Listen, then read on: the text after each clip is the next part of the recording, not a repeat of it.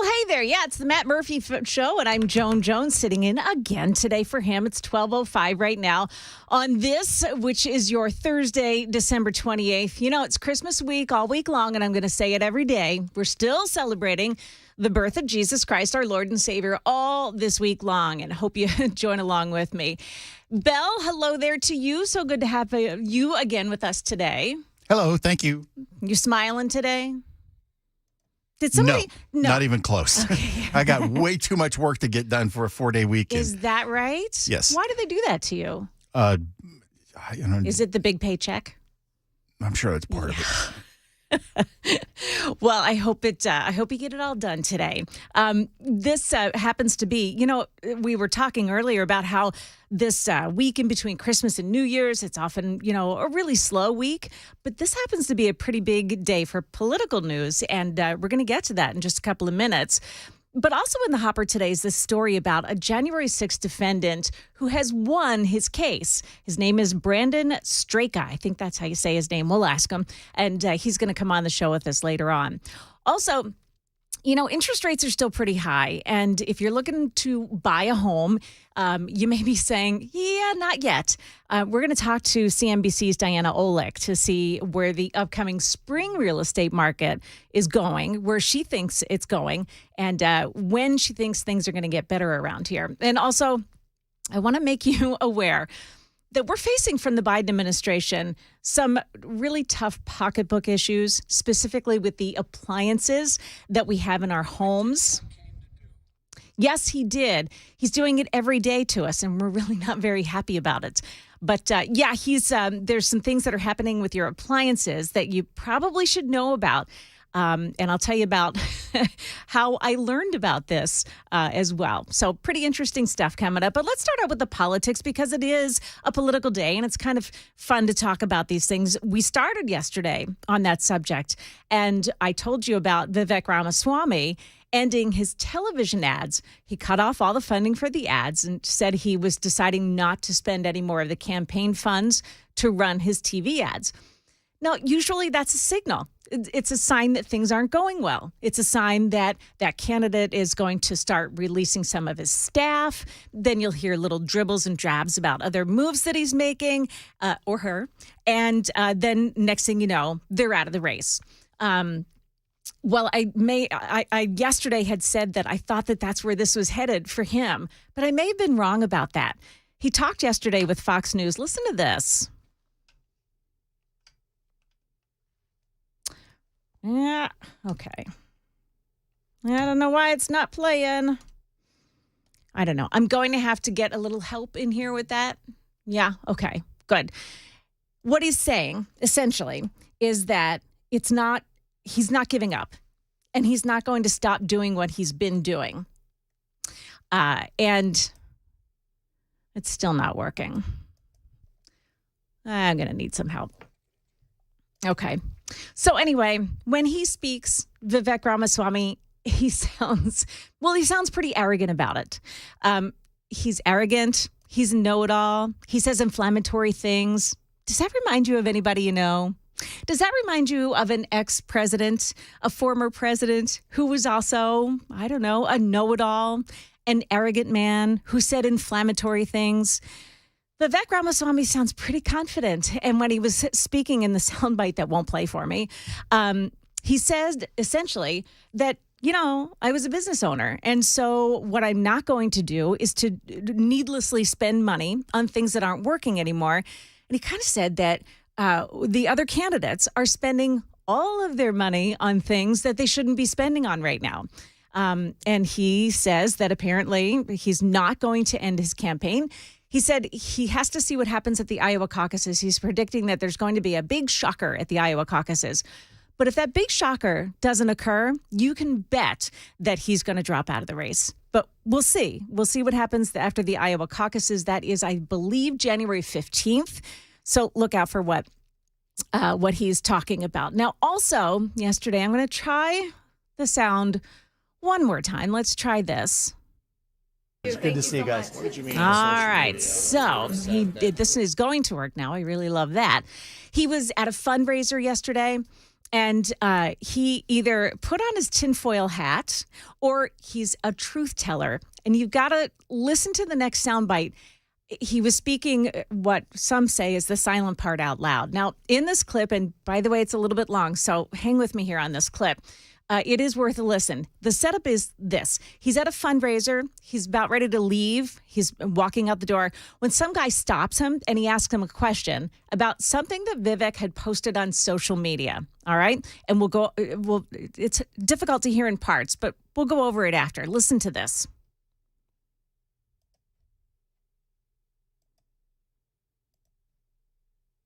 Good to see you guys. What did you mean on social media when you said that they're not going to, they're going to take Biden out and it's not going to be news? This is a longer story.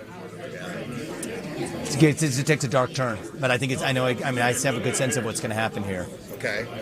They're leading into a trap. They're not going to let Trump get anywhere near the White House. They're not going to let him. What about? So the goal is, have him be the nominee, and by hell or high water, one way or another, they're not going to have him. They're not going to let him. What about the other two, though? It's not them. Who is it? It's within our own party. Okay. It's within our own party? Yes, it is. Okay. Hey, look at the people who voted to keep Trump off the ballot. Who are they putting up? Who are lawsuits to keep him off the ballot? Larry Fink to Reid Hoffman. Who are they propping up? So it's a game. And I'm in this to make sure that doesn't happen. But they want it to be a two-horse race, eliminate him, put up actually the Trojan horse within the Republican Party that keeps the war machine humming and keeps the restrictions on speech and the censorship agenda. Get it done. Who needs Democrats when you can get it done through the Republican Party? Okay. So you do the math. Okay. You do the math on that. That's what's coming. Okay. Now, what he's saying there, and like I said, it was a little long, and he was talking in a low voice because I don't think that he wanted everyone to hear what he was saying. But what he was saying there is that there's a secret backdoor plan, he believes, to eliminate all the other Republican candidates, then nominate Trump. And he's talking about the Republican Party doing this.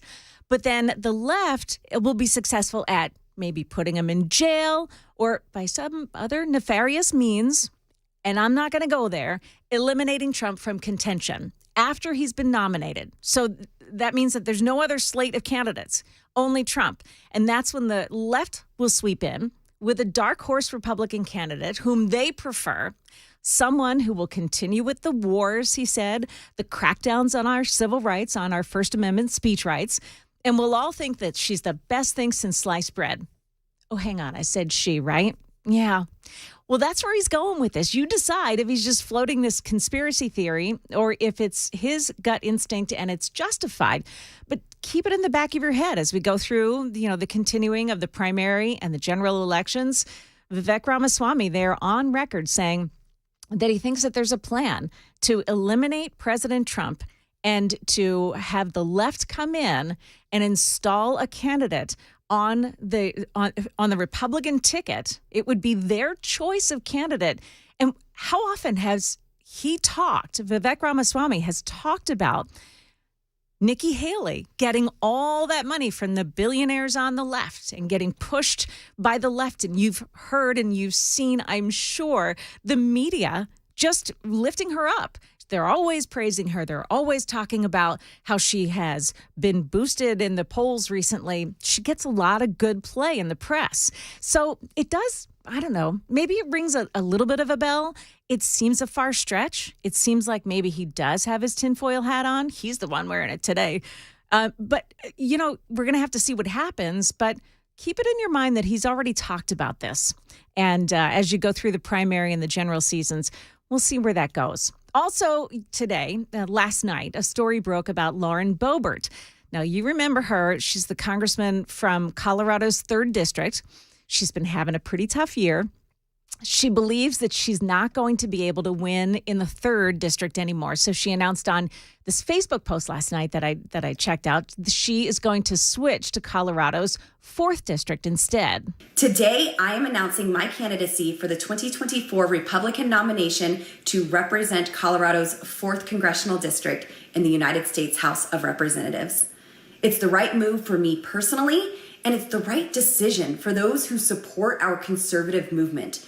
This is the right move for Colorado, for us. Yeah. So recently, I'm sure you saw this. She was busted in a theater during, I think the show was Beetlejuice. It was an acting theater, and she was doing something weird with her boyfriend. They were using a vaping device, and they ticked off the lady behind them who was pregnant. So that lady called for security, and she was kicked out along with this boyfriend. She's also been going through a pretty messy divorce, and she's been engaged too in this really public battle with Congresswoman Marjorie Taylor Greene. So it's been a mess for her in the past year, and she acknowledges that. Personally, this announcement is a fresh start following a pretty difficult year for me and my family. I had never been in politics before, and I'd never been through a divorce, something I never intended to go through. I've made my own personal mistakes and have owned up and apologized for them. It's tested my faith, my strength, and my abilities, both as a mom and a congresswoman.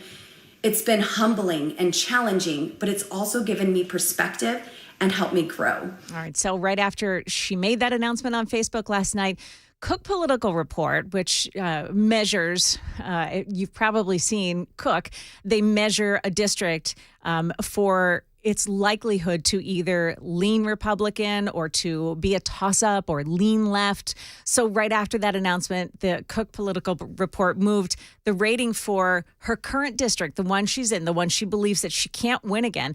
They moved it from a toss-up to lean Republican. So she may be right about allowing another Republican to sort of take a shot at her seat. But in any case, she's going to move from one end of the state to the other in order to stay in politics. I'm not sure that I'm thrilled about that either. Also, there's a story that the House GOP is now launching another probe to see if President Biden was involved in Hunter's, they call it a scheme to defy the subpoena. Was that last week or was that 2 weeks ago? Time's flying. They call it a potential impeachable offense. So they opened this new impeachment front on Capitol Hill. Members of the House Oversight, Judiciary, and House Ways and Means committees are investigating whether President Biden was involved in Hunter's scheme to defy the subpoena, the one that they issued in early December. That's the one where instead of showing up for the subpoena, he threw a temper tantrum in another part of the Capitol outside with the microphones and everybody around kept saying, it's not fair. Press Secretary Cringe Jean-Pierre, she seemed to hint that actually President Biden did know what Hunter had planned before he did it. And so I certainly would refer you to his representatives. Look, the president was certainly familiar with what his son was going to say. And I think what you saw was from the heart from his son. And you've heard me say this. You've heard the president say this. When it comes to the president and the first lady, they are proud of him continuing to rebuild his life. They are proud of their son. They are proud of their son. But then she went on to deflect to other things. She went on to, instead of answering more questions about that, she managed to answer questions about standing next to the Ukrainian president and the negotiations that were done in Mexico yesterday with Alejandro Mayorkas and others from the administration. But she didn't say anything else. But that statement that she knew that President Biden knew what Hunter was planning on, that pretty much tells you everything you need to know about whether or not he did something wrong. And the Republicans believe they got him on this. They believe that it is an impeachable offense. And they do think that they've got him. So they've launched yet another investigation into whether or not it's an impeachable offense. Now, again, you're going to hear the press talk about this in terms of they don't have evidence. This is, they're only at the start of this, and they haven't gotten far enough to impeach him. Well, it's a process. It's a process that's supposed to hit marks over a period of time that the Democrats didn't do for President Trump. The Republicans are doing it the right way. They're going to investigate. They're going to see whether or not these are truly impeachable offenses. And if President Biden had something to do with Hunter not showing up for his deposition, well, certainly they're going to try to impeach him on it. And They would have a right to at that point. We'll look more at that in the coming moments. And also, we're going to take a look at conservative parenting because, yes, if you raise your child in a certain way, your child is going to turn out better. Is that surprising to anybody? It's coming up in just a couple of moments. It's 12:20.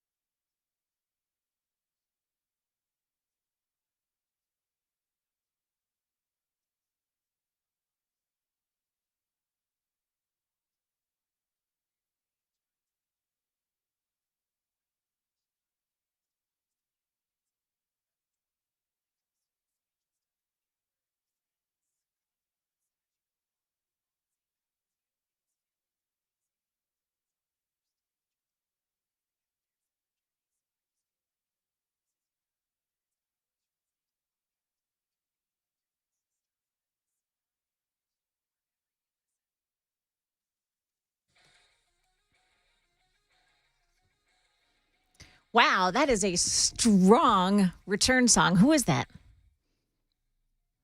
It's the band called Generic. Wow, that is a cool tune. Like It's that. actually, that means it's a production piece that has no copyright. Oh, I see. Okay, good one. Thank you, Val. 12:23 here on 99.7 Super Talk. And I'm Joan Jones. I'm sitting in for Matt Murphy. And, I want to give you the super text line right now because we're going to talk parenting here. And I know that there are parents in the audience. So I want to hear about how you did the parenting with your children. The number 615-737-9986. So here's the story. I don't know if you are a member of AMAC. That's the Association of Mature American Citizens. I think that's the company that got their start after AARP endorsed Obamacare. Well, they've got this part of their website. It's called Newsline, and they post some stories there. And something there caught my eye. It was this report about kids and how if they're raised or how they're raised, if they're raised by liberal parents or if they're raised by conservative parents and how they turn out. Essentially, that was the result of this. Now, they've got the report. It's based on a project from the Brookings Institution, from Gallup, and from the Institute for Family Studies. And they were looking at how kids were raised in households who espouse different political beliefs. Okay, so their conclusion was that kids who were raised by conservative parents are significantly more likely to have a stronger relationship with their parents and a much lower risk of developing mental health disorders than kids who are raised by liberal parents. Now, does that surprise you? It didn't surprise me one iota. They noted that the study doesn't make the link between political ideology itself leading to a better outcome for children, but it finds that there's a pretty strong correlation between conservative political views and successful parenting. So one of the authors of the study said that prior to this, every time that research was done on adolescent mental health, the parenting styles were missing as a factor in the relationship between parent and child. All of that was usually ignored, and that's why they put their focus on how the parents are raising their kids and how the kids turned out.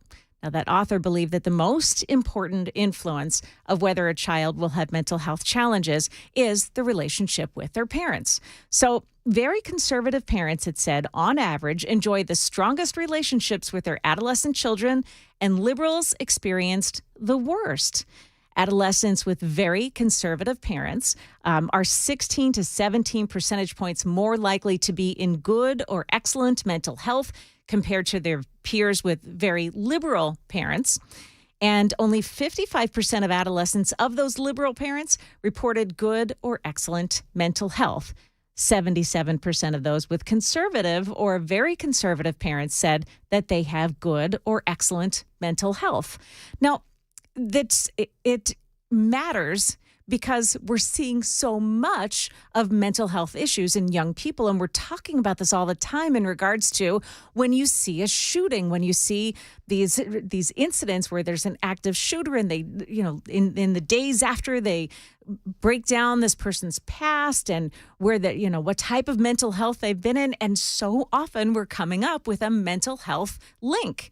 And so they've done this because there has been so much talked about with mental health issues in our adolescents and with kids at any age level since the pandemic.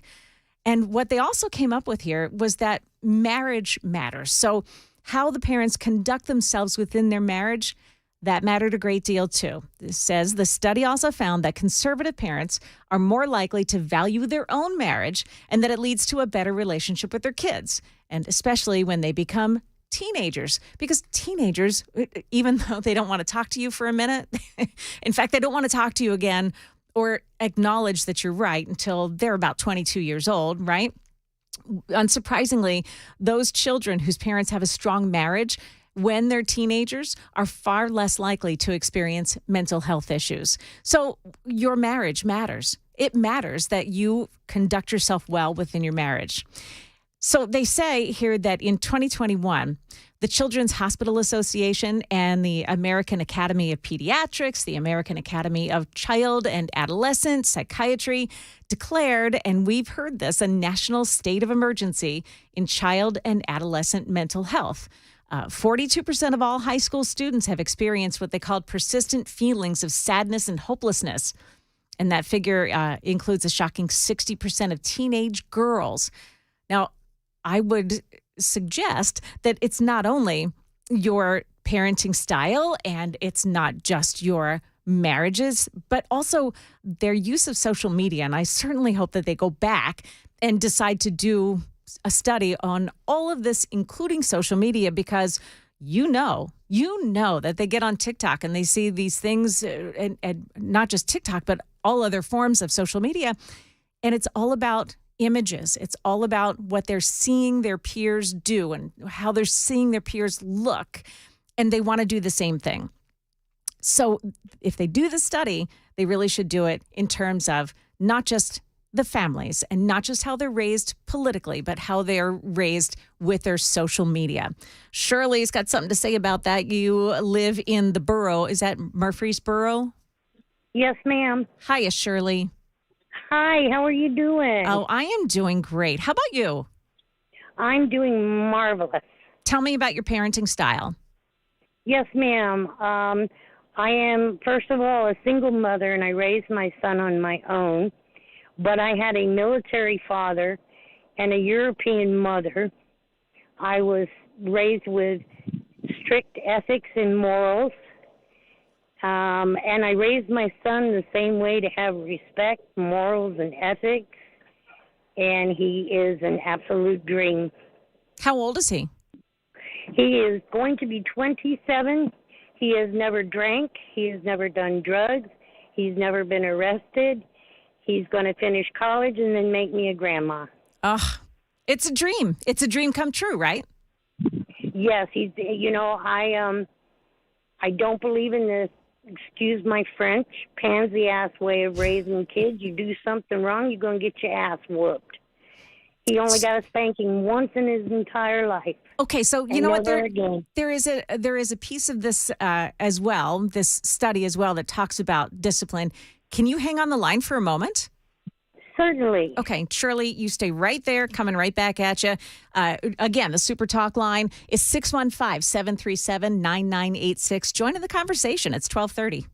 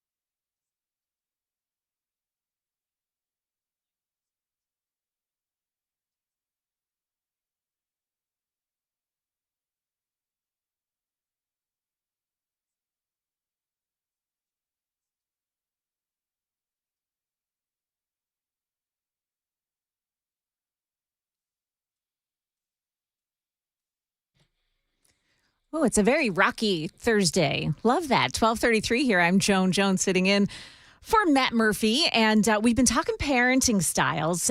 This study that I brought to you talks about how conservative parents raise children who ultimately end up with the best mental health. And quite frankly, it's not surprising. Shirley is in Murfreesboro.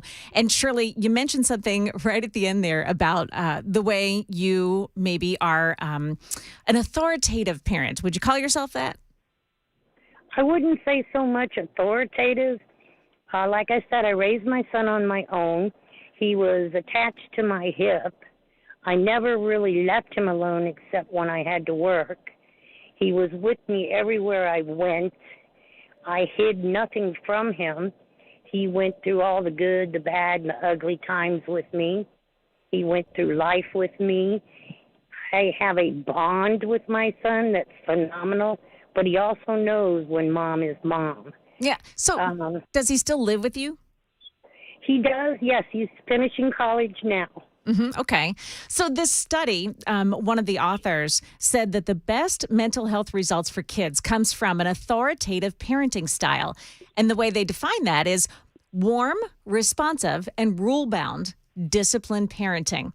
Conservative parents are far more likely to adopt this style as opposed to the two negative styles. They don't consider authoritarian is being characterized as cold and harsh, but they say authoritative is different, and that means that you have structured life, you have discipline, and expectations of that child. Would you? So you think that that's more your style? Yes. Yeah. Now that you say it that way, yes, ma'am. Okay, so it's not authoritative. It is authoritative. It's not authoritarian. Right. Right. Okay. Got that. All right, Shirley, so good to hear from you, and thanks for raising your kid the right way. As a society, we all kind of appreciate that. Oh, trust me, there would have been no other way. I love it.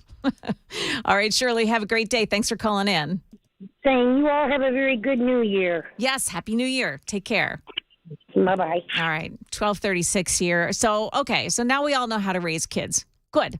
Let's move on to food. Would you like that? I mean, you got to listen to this story because I haven't heard it anywhere else. I don't know if you've heard it anywhere else.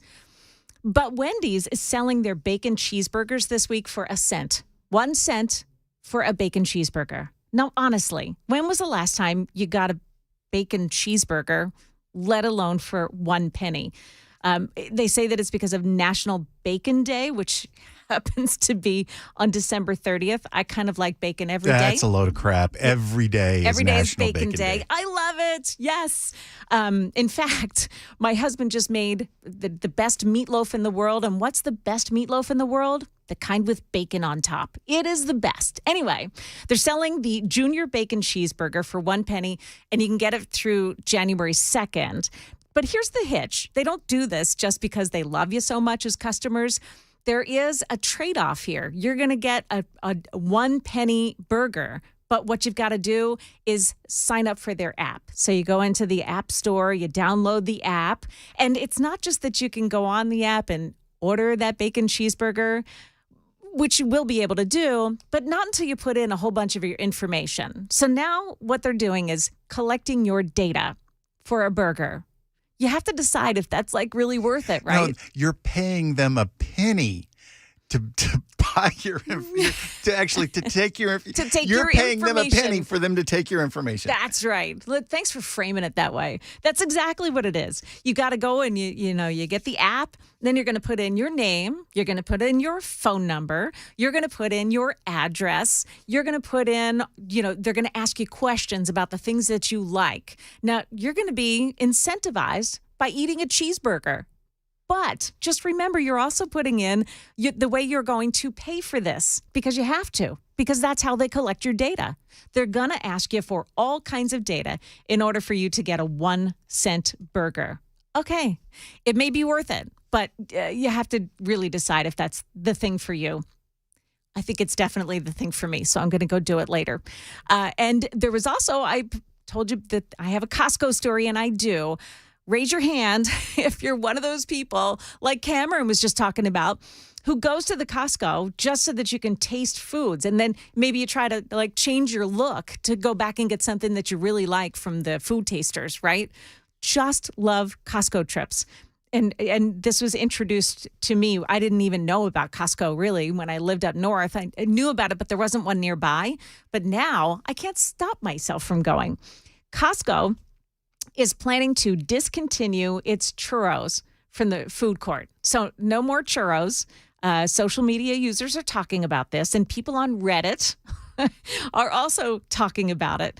They're not going to have any of those anymore, and they're so sugary, which it's good, but they're just sugary. That's all they are. What they are doing, though, is replacing them with cookies. So now you get to go to the Costco, to the food court, and get your slice of pizza, get your $1 hot dog, or I'm not sure if it's $1 or $1.50 for the deal. And then you can get a cookie. And what they actually do is they have them, let's see, they said how much they're going to cost. Oh, I don't see it. Anyway, they're going to be cheap too. And they say it's a deal because all you have to do is buy like 2 cookies to get the deal instead of going and buying an entire huge box of cookies, which is what you would get at the Costco anyway. Did you know, now talk about being a fan of Costco. Did you know that there's actually a Facebook page that will tell you all the things that are being phased in and phased out. So when they're about ready to phase out some kind of an item that you're used to getting, they're going to tell you that it's going to be phased out. And then when you go to the store, I just learned this recently. If it has a star, they call it the star of death.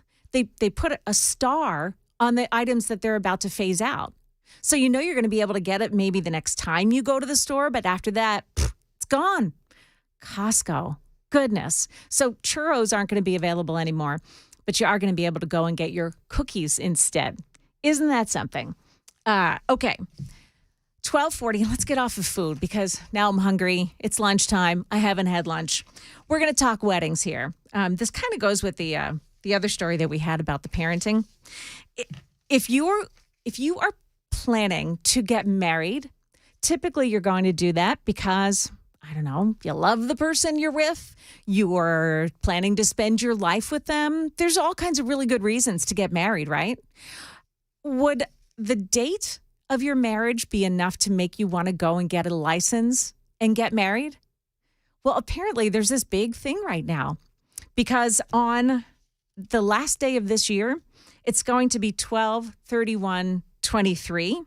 So 1-2-3-1-2-3. Okay? That apparently is enough for people to run out to the airport in Las Vegas and get their marriage license because they want to go get married on that date. So they actually set up in Las Vegas. I don't want to give anybody any ideas around here, so don't be taking my advice on this. But you can actually go fly into the Harry Reid International Airport. Gosh, I hate saying that. Any time from now through New Year's Eve. And they've got a pop-up marriage license kiosk set up in the airport so that you can go and get your license and get married all in one pop just by flying into the airport. Couples arriving this week, skip having to go downtown. All they have to do is go land in the plane, go over to the kiosk, get your marriage license, and run off to, one of the chapels in Las Vegas. It's incredible that would be the motivating factor for people to get married, but apparently it is.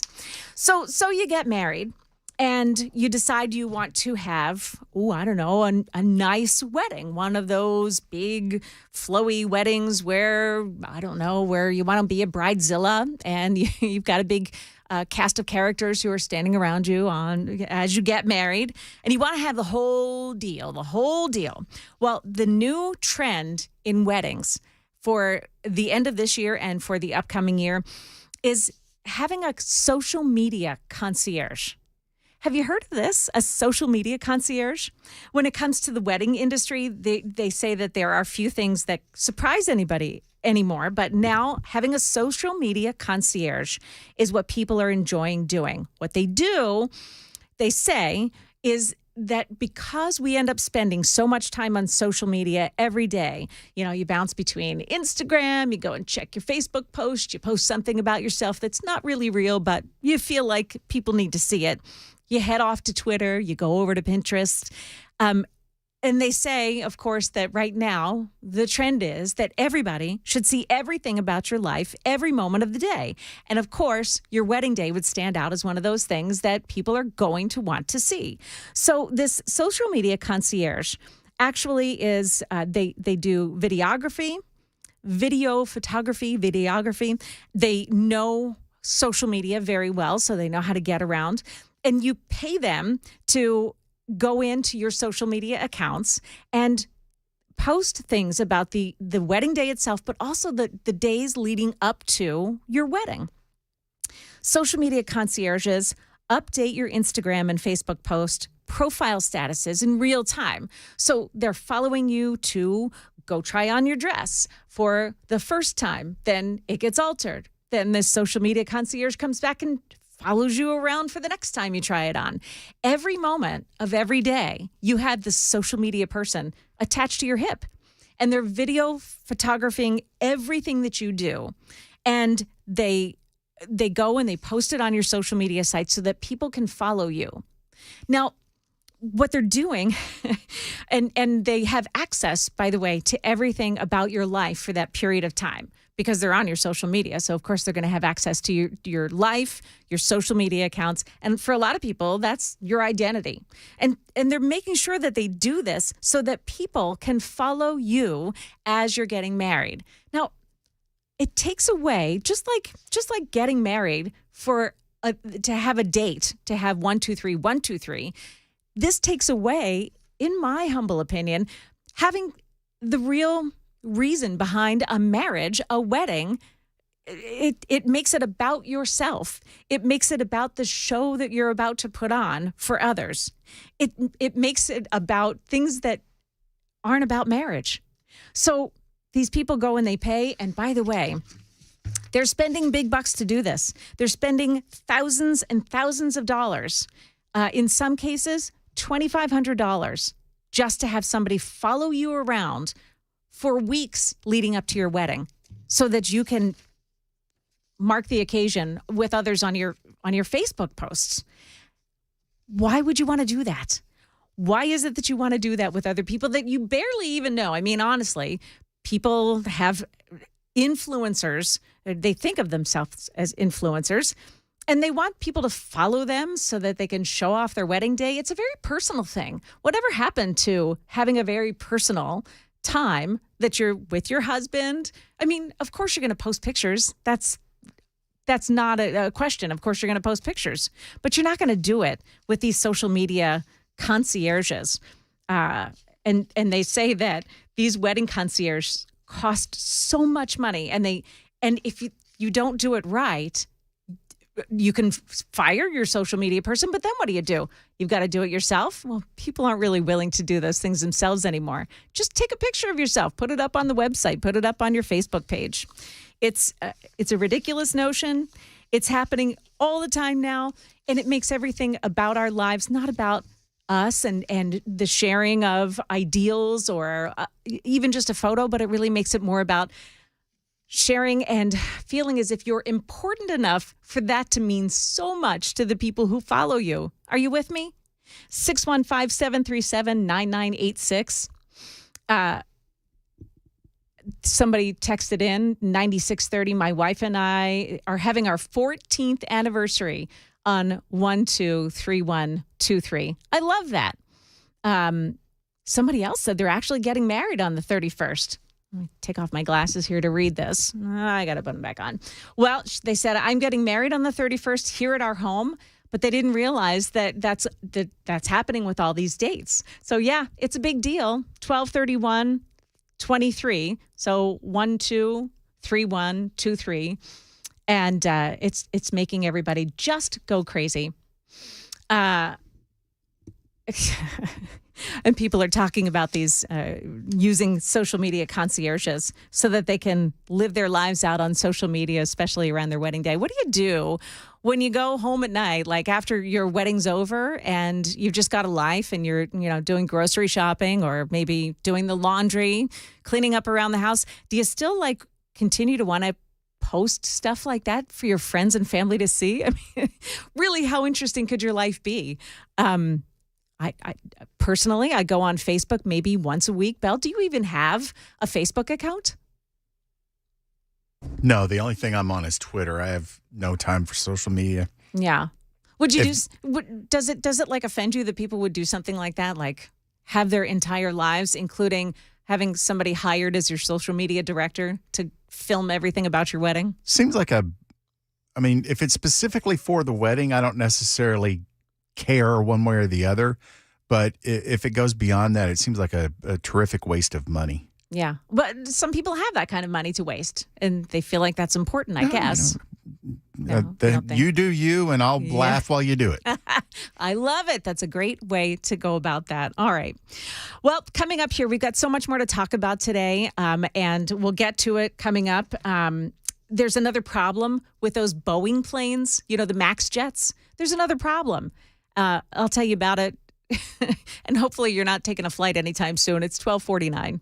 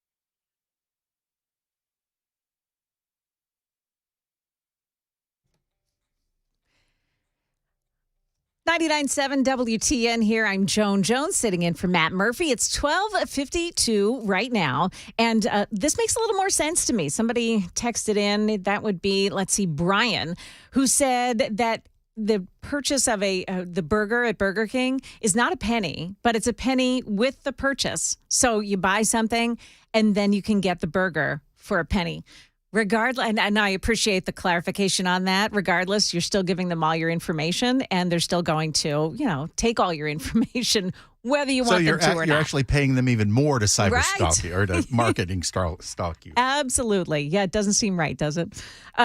There's a story today. We've been talking about the story in my family, and so I don't know if anybody has heard this story about the guy in Nevada. No, I'm sorry. It was Arizona, who was standing on a street corner, and they called him a street corner preacher, but it didn't sound like he was doing that. It sounded like he was just trying to get people to come into the service that was being held in the church that was right nearby.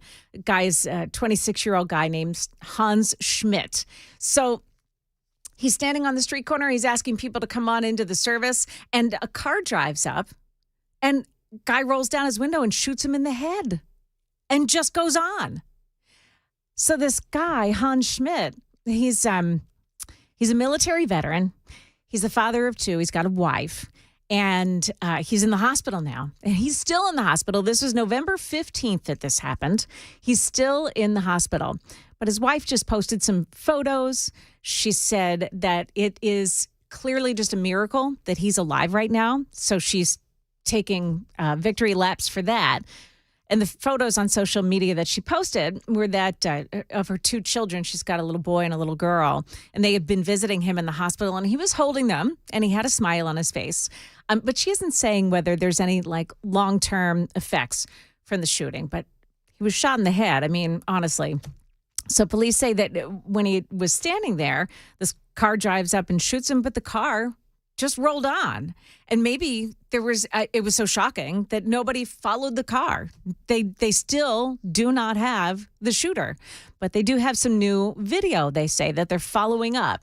And they're trying to find this person. They have new leads, but they haven't got them yet. They're hoping to get them soon. So we pray for the best for that guy. His name again is Hans Schmidt. There's another story that I read in the Wall Street Journal with much dismay, because the story it's titled, "What if the most powerful way to live longer is just to exercise?" That's the worst thing I think I have ever heard.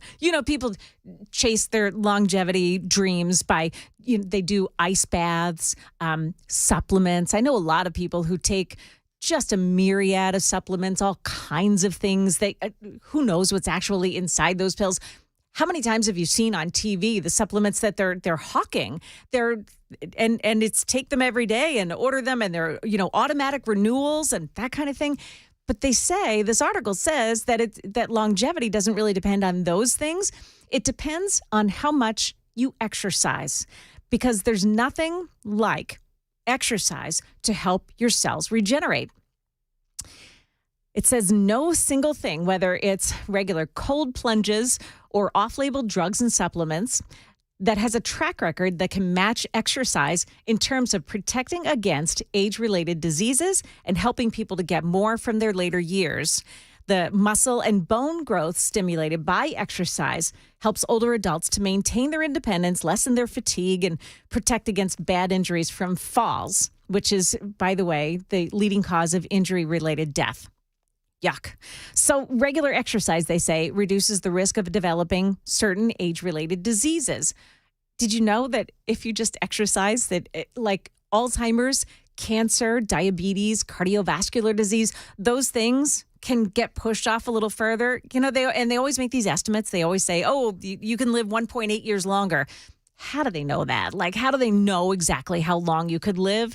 But they do say that when they're studying these people, the people who have physical activity on a regular basis are the ones who are doing very well to, let's say, well to very well when they rate themselves. And federal guidelines recommend that adults get 150 minutes of moderate intensity exercise every week. 150 minutes is a lot of exercise every week. But they say that the things that count the most, so how much and what are you doing that's going to do the most good for you?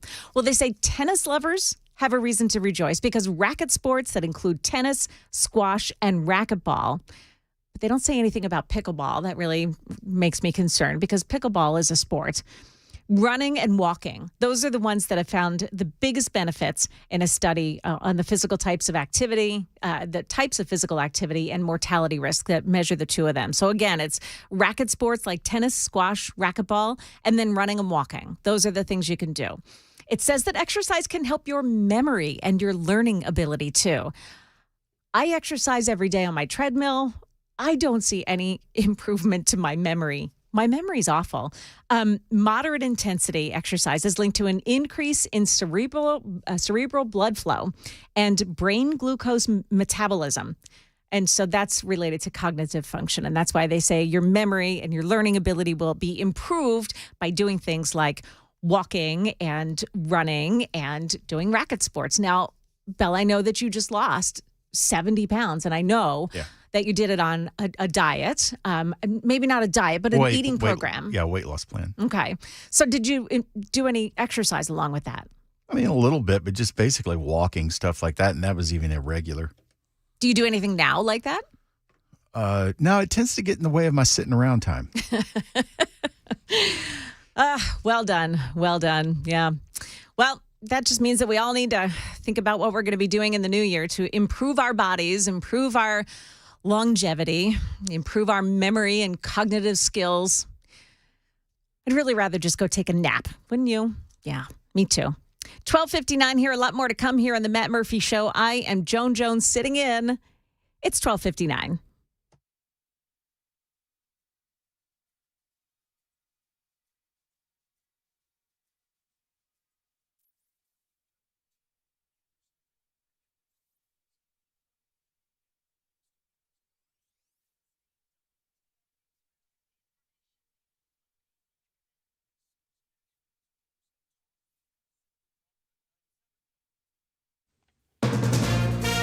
From ABC News, I'm Michelle Franzen.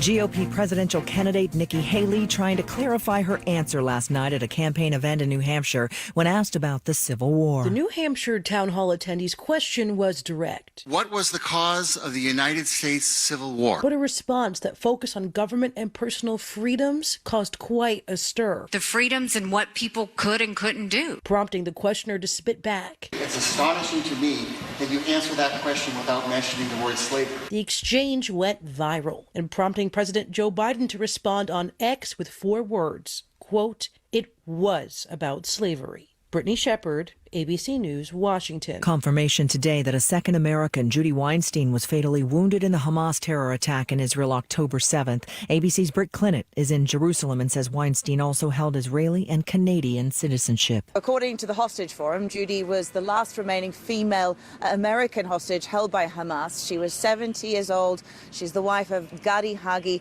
who was announced dead last week. The two were captured on CCTV going for their morning walk in kibbutz near Oz when the attack started. It's believed that they were shot and killed on October 7th and their bodies taken to Gaza, and it's believed that their bodies remain there. Severe weather impacting holiday travel this week on the roads and in the skies. At Atlanta's Hartsfield-Jackson International Airport, TSA is working to keep passengers on time and warning travelers to allow more time at checkpoints. ABC's Faith Abube has more. We've been talking to airport employees the last couple of days, and they tell us here at Hartsfield-Jackson and any of the big metro areas, it's probably not enough to have just 2 hours leeway. You need to get there upwards of 4 hours before your flight in order to be safe. If you get there early, bring a book, read, walk around. That way you are not rushing through the airport and potentially missing your flight. The busiest air travel day tomorrow. You're listening to ABC News.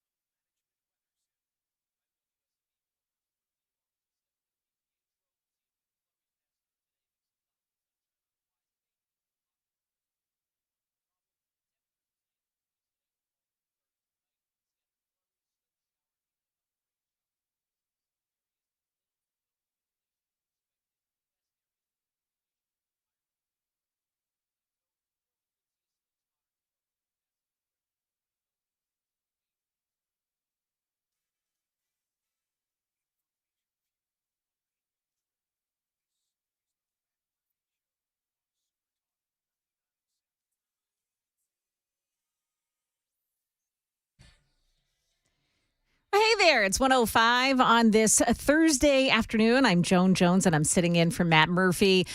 Just a little house cleaning here. You'll find Matt here at 3 o'clock this afternoon. He's doing the drive for Brian this week. And then next week, Matt will move right back into this time slot, and you'll be able to hear him all over again every day like you normally do, and you know and love him so well. So there you go. That's the house cleaning.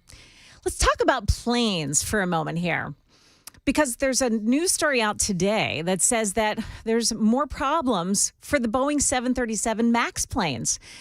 They've got a possible loose bolt. So Boeing is taking all the 737 MAX jets out of commission for a while. They're going to look for what they call possible loose bolts in the rudder control system, the latest quality issue that affects the company's best-selling jetliner.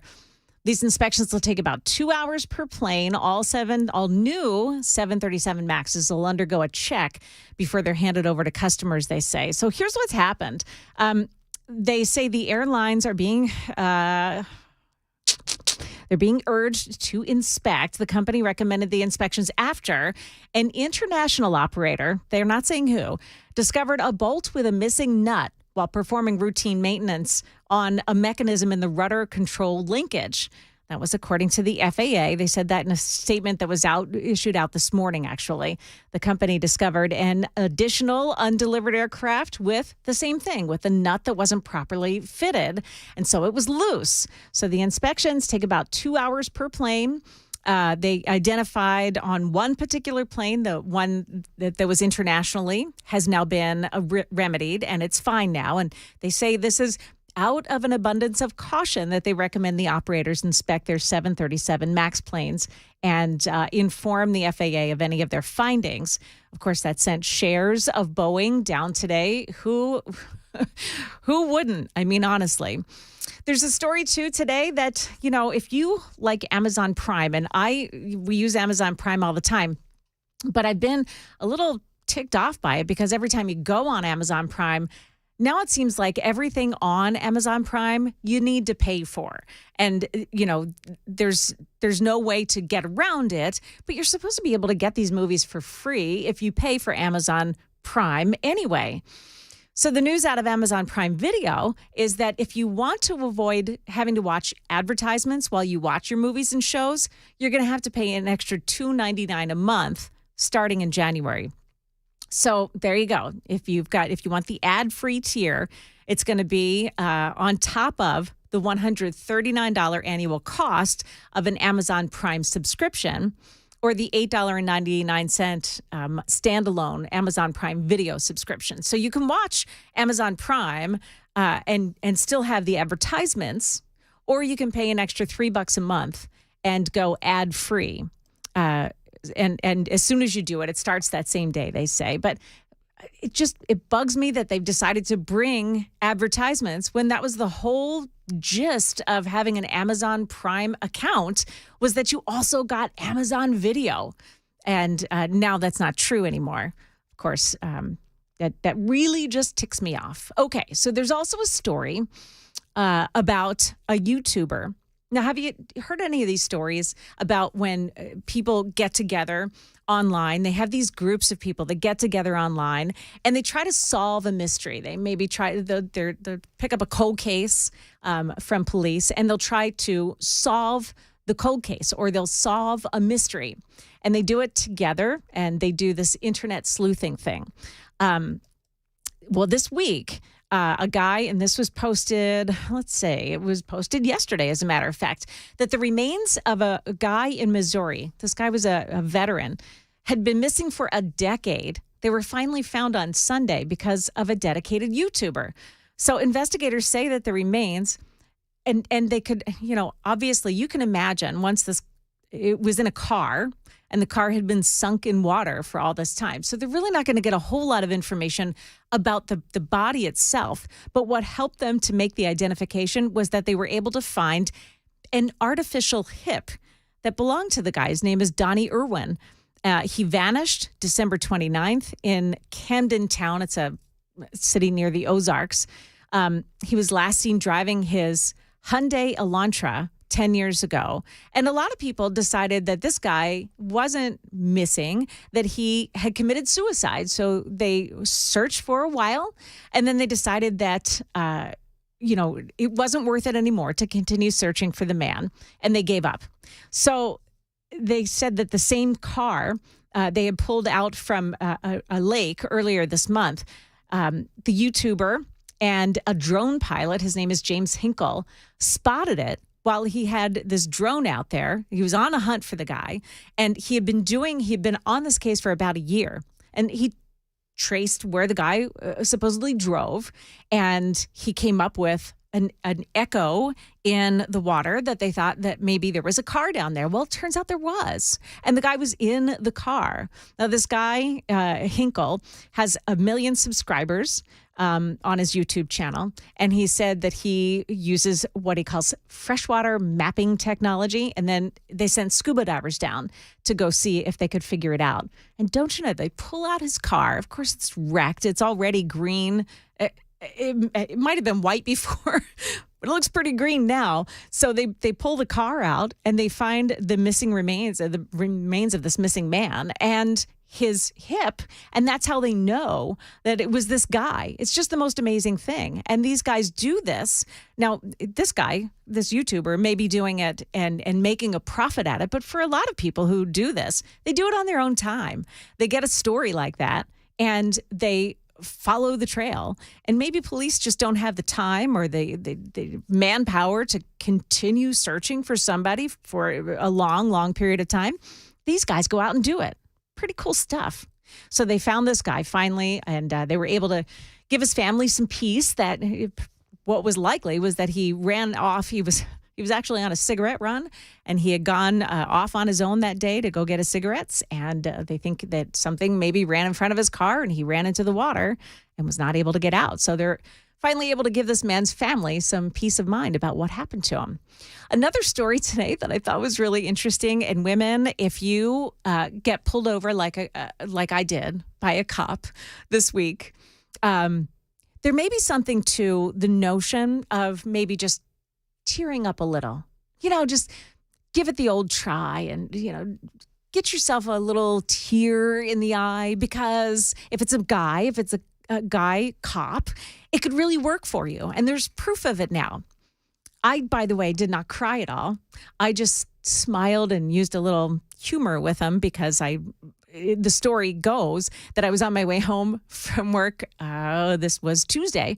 I was on my way home from here, and I have a long drive, and I was talking on my phone. And if you're watching on YouTube or on your app, I was holding the phone like this in front of me, talking into the phone, which I didn't need to do because there's a microphone right over my head, and it was attached by Bluetooth. And I could have just gone on and talked into the microphone, but no, I'm holding it in front of my face. Now, I wasn't talking into it. I wasn't holding it up to my ear. I wasn't looking at it. I was holding it out in front of me, talking into the phone. So the cop stops me, and he asked for my insurance and my license and all of that, and I give it to him. And he was nice. He asked me if I knew why he pulled me over, and I thought maybe he thought I was speeding, but I wasn't, for a change. And it turns out that it was really just because I was holding my phone, that apparently that's a law here and you're not allowed to do that. So he didn't give me a ticket. He was very kind, didn't give me a ticket. But if I wanted to, I could have gotten a tear going, because there's new research out that says the scent of a woman's tears calms down men. Okay. Hear me out here. Says this is a study out of Israel. It says that a woman's tears appear to carry the secret formula for easing aggression in men. Okay, so first of all, but if you tell a woman to calm down, it has the exact opposite effect on them. Which is what? They get enraged. Some women, all right? Let's just say some women that may be true for. If you've got a story, by the way, about how you used your tears to get out of a situation, or you know somebody who did, I want to hear about that. I want to hear it at 615-737-9986. Give me a call and tell me that. I did that once when I was very pregnant, and I cried when I got pulled over. It did not help me. I was 9 months pregnant and still got a ticket, even though I was crying. Anyway, a woman's tears appear to carry the secret formula for easing aggression in men. It says researchers found that sniffing female tears produced a strange effect among male participants in an experiment designed to anger them. So what they did was they got the guys mad first, and then they brought the women in with tears. I think that's not even logical. Compared to smelling saline solution, sniffing a woman's tears significantly reduced brain activity that's linked to aggressive behavior in men. So they get the guys riled up, and then they get the woman to cry. And it wasn't that they looked at them. It wasn't that they felt badly for them because they were crying. It was actually that they could smell their tears. So here's a pro tip. If you're going to do this while you're like talking to a cop and he's got you pulled over, lean out the window just a little bit. Just lean out the window so he can smell your tears. Get it out of the left eye and make sure that he can smell it. So they say an international team led by, and it doesn't matter, it's in Israel, notes that prior studies have shown that the smell of female tears blocks aggression among male lab rats. So it's an example of what scientists call chemosignaling. Chemosignaling. It's a phenomenon that's common among animals, still a mystery, however, among people. But they have studied it to make sure that it also is in people. So what they did was they produced odorless chemicals, and they delved into the chemical makeup of tears, and then they used the impact. They studied the impact on people's brains. So scientists said that they designed games that would trigger aggressive behavior among competitors. And it also led men to believe that their opponent was cheating. So it's not necessarily a romantic thing that this will work on, but they say because they did this with games and aggressive games that they wanted to get the guys really mad that their opponent was cheating. And then they got the opponent to cry. This seems really silly, doesn't it? But it worked. While it was happening, researchers said that they had the men smell a sample of a woman's tears, or they had them smell saline, one or the other.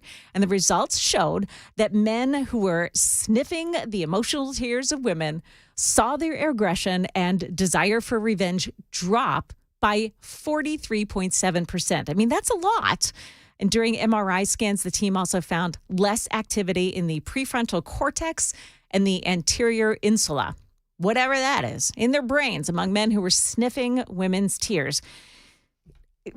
Every time you hear about sniffing women, I mean, my brain always goes to other people who do such things. But they said that this was actually like a serious thing. Men, they say in their brain regions, they have a connection to aggressive behavior in humans. And they could see that in these MRI scans that the brain aggression was depleted. So ultimately, the science say that certain olfactory receptors in the nose have been activated by substances found in tears, even though the tears don't have really a noticeable smell. So they said what they actually noticed first was that this happened in mice.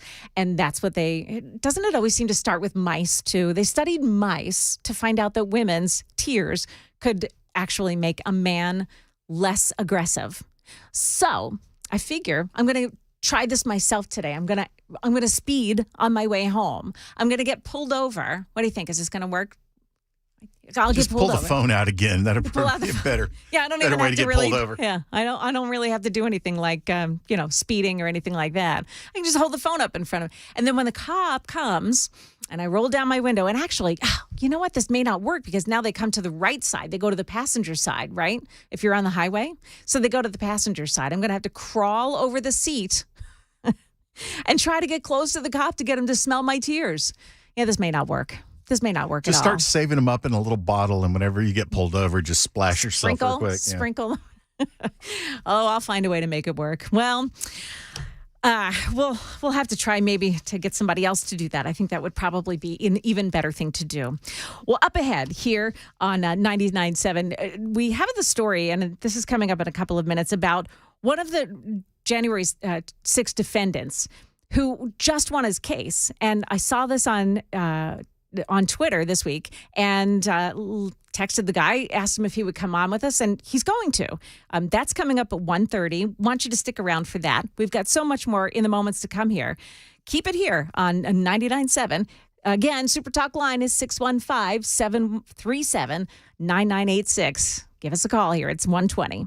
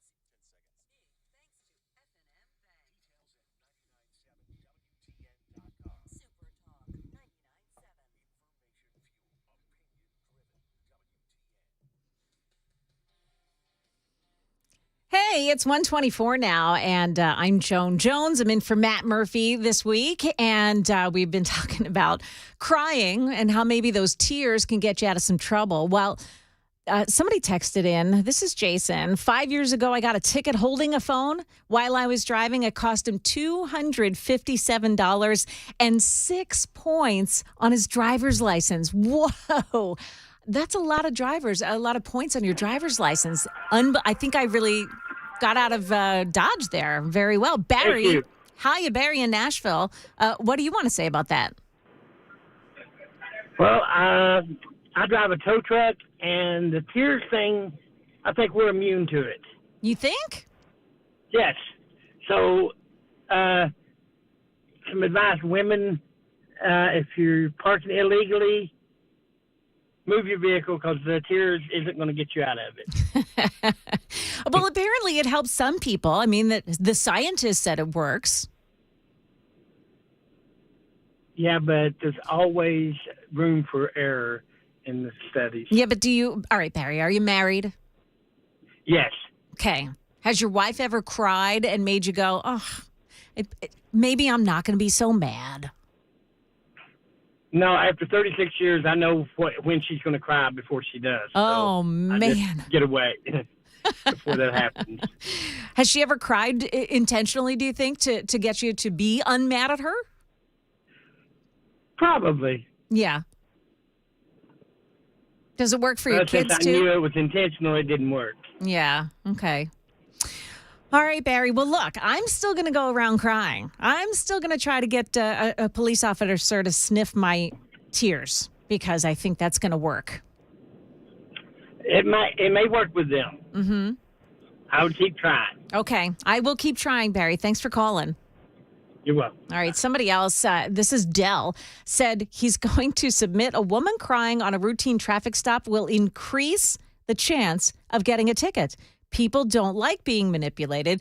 Man, woman, up, and accept responsibility.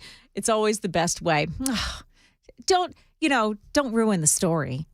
Come on, Dell. And then another guy texted in, I'm assuming this is a guy, 0320, said, you're assuming that the cop is aggressive. Well, I'm not assuming that he's aggressive, but I am assuming that maybe if I well up a tear or two, that maybe I can get him to back off of giving me a ticket because that's important. That person getting 6 points on their license, I mean, it's worth it to try. Oof. Okay, 126. And there was one other story before we get to our guy, Brandon Straka, who was the January 6th defendant who won his court case recently. Hang on. If there's somebody else that wants to talk about tears, I would like to stick with that instead. Do we have that? Apparently we do. And his name is John. And John has a story about welling up with tears. He's in Antioch. And he wants to talk to us about the tears story. Okay, here we go. I don't know, John. What do you have to say about this? Well, I've driven a lot. I'm 67 years old. I'm retired, but I've put a lot of miles out of my life.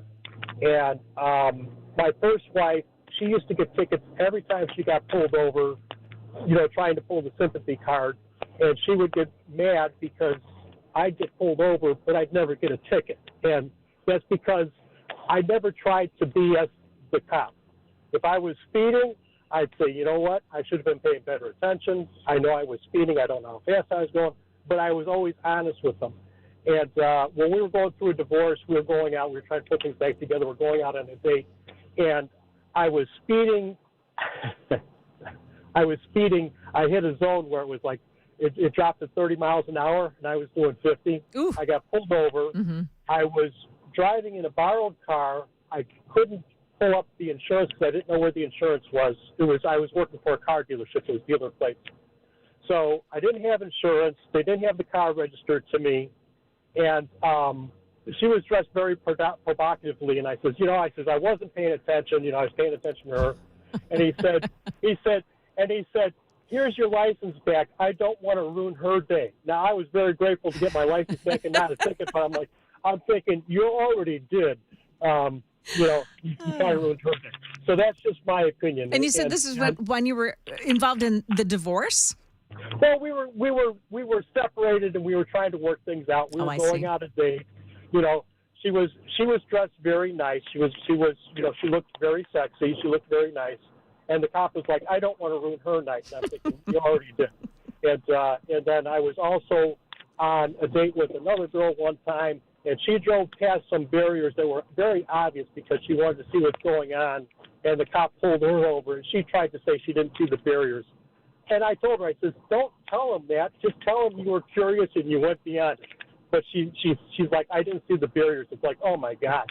If you didn't see the barriers, you shouldn't be driving. And, of course, she got the ticket, too. She did get a ticket, yeah. Yeah, so that's my opinion. I mean, I've gotten very few tickets, and I've driven like well over 1 million miles. So, I have been pulled over. I'm a very safe driver, and I've been pulled over. I'm 67 years old. I've been driving for 50 years. So I've gotten pulled over my share of times. And very rarely did I get a ticket, even as a teenager, even when I was in the Navy with my motorcycle. I got pulled over one time doing like 110 miles an hour, and he gave me a ticket. 110 miles an hour? Yeah, I was young and dumb. Yeah. And I had a very fast motorcycle. And we didn't even have it. We were getting ready to go overseas. My buddy and I, we were putting our bikes away. We were goofing around on the highway, and that wasn't even the fastest we were going. That's about how fast we was going, because he said he had no idea how fast it just took him. It took him like 10 miles to catch us, and he didn't turn his lights on. That's the only way he caught us, is he didn't turn his lights on. See, you're a guy. And, you don't have to cry. You're a guy. You know what I'm saying? Well, you just no, have to tell the absolutely. truth. That wouldn't go anywhere. That would be, but I've been with a number of different girls, and they tried pulling the sympathy card, and it doesn't work. I'm a guy. I've gotten pulled over, but I'm always. It's like, you caught me. I was wrong. You know? Sometimes that's the most difficult thing to do. John, appreciate the call. Sometimes being really honest about what you were doing is the most difficult thing to do, but maybe the most honorable too. All right. Keep it here on Super Talk 99.7 131.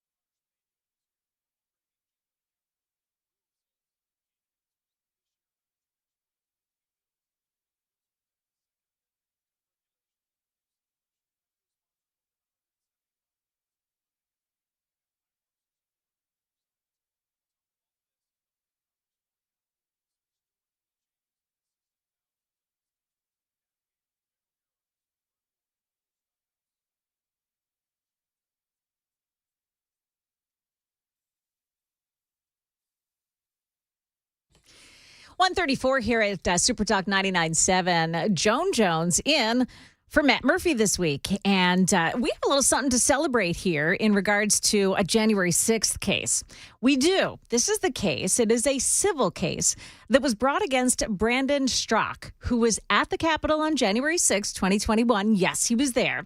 The case, though, was brought by 8 black and brown Capitol police officers, and they used the KKK Act to do it. Now, the KKK Act was passed in 1871, and it was used at the time to imprison racists. Now, some of the Act's provisions do still exist today, including what's called a civil action for deprivation of rights. It allows people to sue in civil court over civil rights violations. But in this case, it didn't work. Brandon Straka joins us to tell his story now. And Brandon, good to have you here. Welcome to Super Talk 99.7. So nice to have you. How are you doing today? I'm doing all right. Thanks for having me. I'm so glad you came on the air with us today. I want to play first for you a portion of a CNN interview with one of the officers who sued you. His name is, I think his name is Byron Evans. Listen to this. Did you ever think this might be a life or death situation for you? I remember specifically thinking it when I was on the floor. I remember thinking all that stuff like, Byron, this is the day. All those times you've given thought on what you would do, you're doing it. For hours, Evans and the senators watched the riot on TV from a secured location. I just remember the anger I felt when I saw those images, the busting windows, climbing the walls and stuff like that. It was an audible gasp in the room. Did you ever think this might be this might be your last day? And he went on to say, yes, he thought that this could be it. So, Brendan, what actually I caught in that, and I'm sure that you did too, was that he said in that audio that he watched it from a secured location within the Capitol. Right. So he had spent January 6th, it turns out, actually watching the events that unfolded on television, locked in a secure location. Nonetheless, he was one of 8 defendants, as you mentioned, most of whom are black and brown people. And the reason why that's relevant is because they're being represented by a Soros-funded nonprofit law firm out of Washington, D.C., called Lawyers Committee for Civil Rights Under Law. Now, this law firm has a long history of engaging in lawfare against conservatives and Republicans with a clear intention of trying to drag people's names and reputations through the mud with their lawsuits, and, of course, to bankrupt people by dragging them through the legal process. And what they did in this case was went out and found 8 Capitol police officers, most of whom are non-Caucasians, and sued a bunch of conservatives, including myself, under the KKK Act, alleging a racist white supremacist attack against black and brown officers on January 6th, and also alleging injuries and assault and battery claims. Now, what's interesting about this, for anybody who is not familiar with me or my background, I started an organization called the Walkaway Movement, which is a campaign of people walking away from the Democratic Party. And I gained a lot of prominence between 2018 and 2020 through the work of my organization. And on January 6th, I was standing outside of the Capitol shooting video and uploaded my video to social media. Because I uploaded my video to social media, I got a visit from the FBI 2.5 weeks later who raided my home and took me to jail. Now, I was never accused or charged with any violence, any vandalism, any theft, any destruction. In fact, I never entered the Capitol on January 6th. But nonetheless, due to who I am, I ended up having to go through a criminal case and pled guilty to a misdemeanor charge of disorderly conduct. And because of this law firm and these officers capitalized on this opportunity to sue me. And despite the fact that I was never accused of any violence, they decided to sue me for violently causing their injuries. And so this has been going on for almost 2.5 years, but I just now came out victorious in this case and all counts against me were dropped. But this has been a very expensive and costly and in many ways devastating proposition that I've gone through with the lies and corruption of this law firm and these officers who, as you just pointed out, one of whom we now know was not even present on the grounds. And another one of the officers who was suing me through the process of going through discovery, we learned was actually in Maryland at the time that I was at the Capitol. Yeah, he was in Annapolis, Maryland, and I can attest because I live there. It's about 45 minutes away from the Capitol. So that's a pretty long way to spray him with some pepper spray or whatever it is that he said it happened to him. What do you think was behind this? It sounds like, and I think you already have the answer to that, but it sounds like these lawyers, instead of waiting for somebody to come to them with a complaint, with something that needs to be addressed legally, they went out looking for people to perpetrate lawsuits on others. It sounds a little backwards. My belief. Yeah. Yeah, that's my belief. My belief is that the idea for this lawsuit was conjured up by this law firm, and then I think they probably went out and approached, I mean, this is obviously speculation, but I would imagine they approached many officers, and probably a good number of officers had too much integrity to go along with this and probably said, you know what, I really wasn't injured on January 6th, and, you know, my experience was not what you're describing, so I don't want to do this. But they were able to find 8 people who, despite, you know, watching on television or sitting at their home in Maryland, said, yeah, sounds like a great idea. I'd love to go after some Trump supporters. I'd love to, you know, potentially have a big payday. Let's do it. And so I think that they found 8 people who were corrupt enough to go along with this. And they went for it. And as it turns out, you know, I had a really good lawyer. Sadly, other people in this case, the only person who's being sued. Not everyone's able to afford good counsel, and so some of these people are still in this lawsuit and in all likelihood are going to end up with a judgment against them and end up owing money to these people that they never even saw. So it won't work in such a way that you set a precedent that because you were able to confirm that some of these people weren't even on the grounds, that they would also get off of this civil lawsuit? Well, what I could tell you is that the other defendants in this case would be able to use the evidence that I have presented in my own case to help their cases.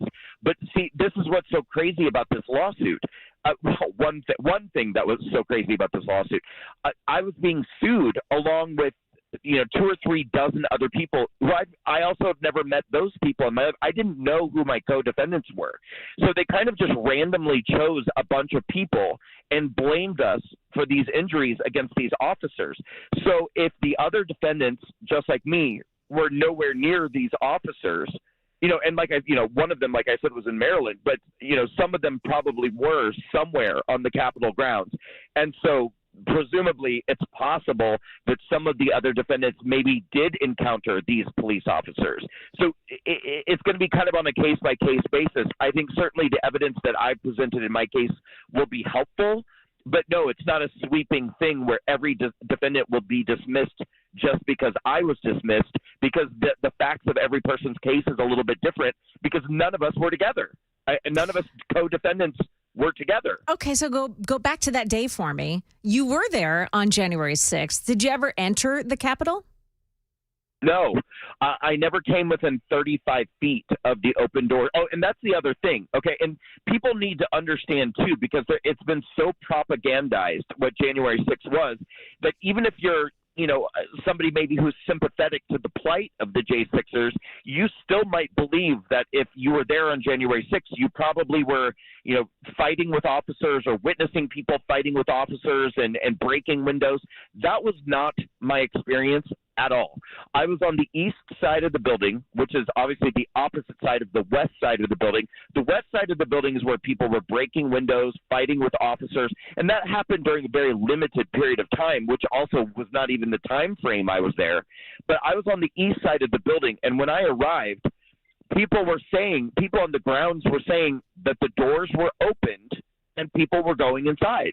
And so I walked up to the steps where thousands of people were standing, not rioting, not fighting, just literally standing holding signs. And when I got to the top of the steps, sure enough, both doors of the Capitol were open. And there were several hundred people at the top of the stairs. Some of them were trying to push their way inside. The majority were, like me, shooting a video. And so I stood on the steps for 8 minutes just filming those open doors and people going inside. I never got within 35 feet. And then a man came out of the building and got on a bullhorn and said, they've cleared Congress. everyone's left the building, move out. And at that point, I immediately turned around and left, and I uploaded my video to Twitter.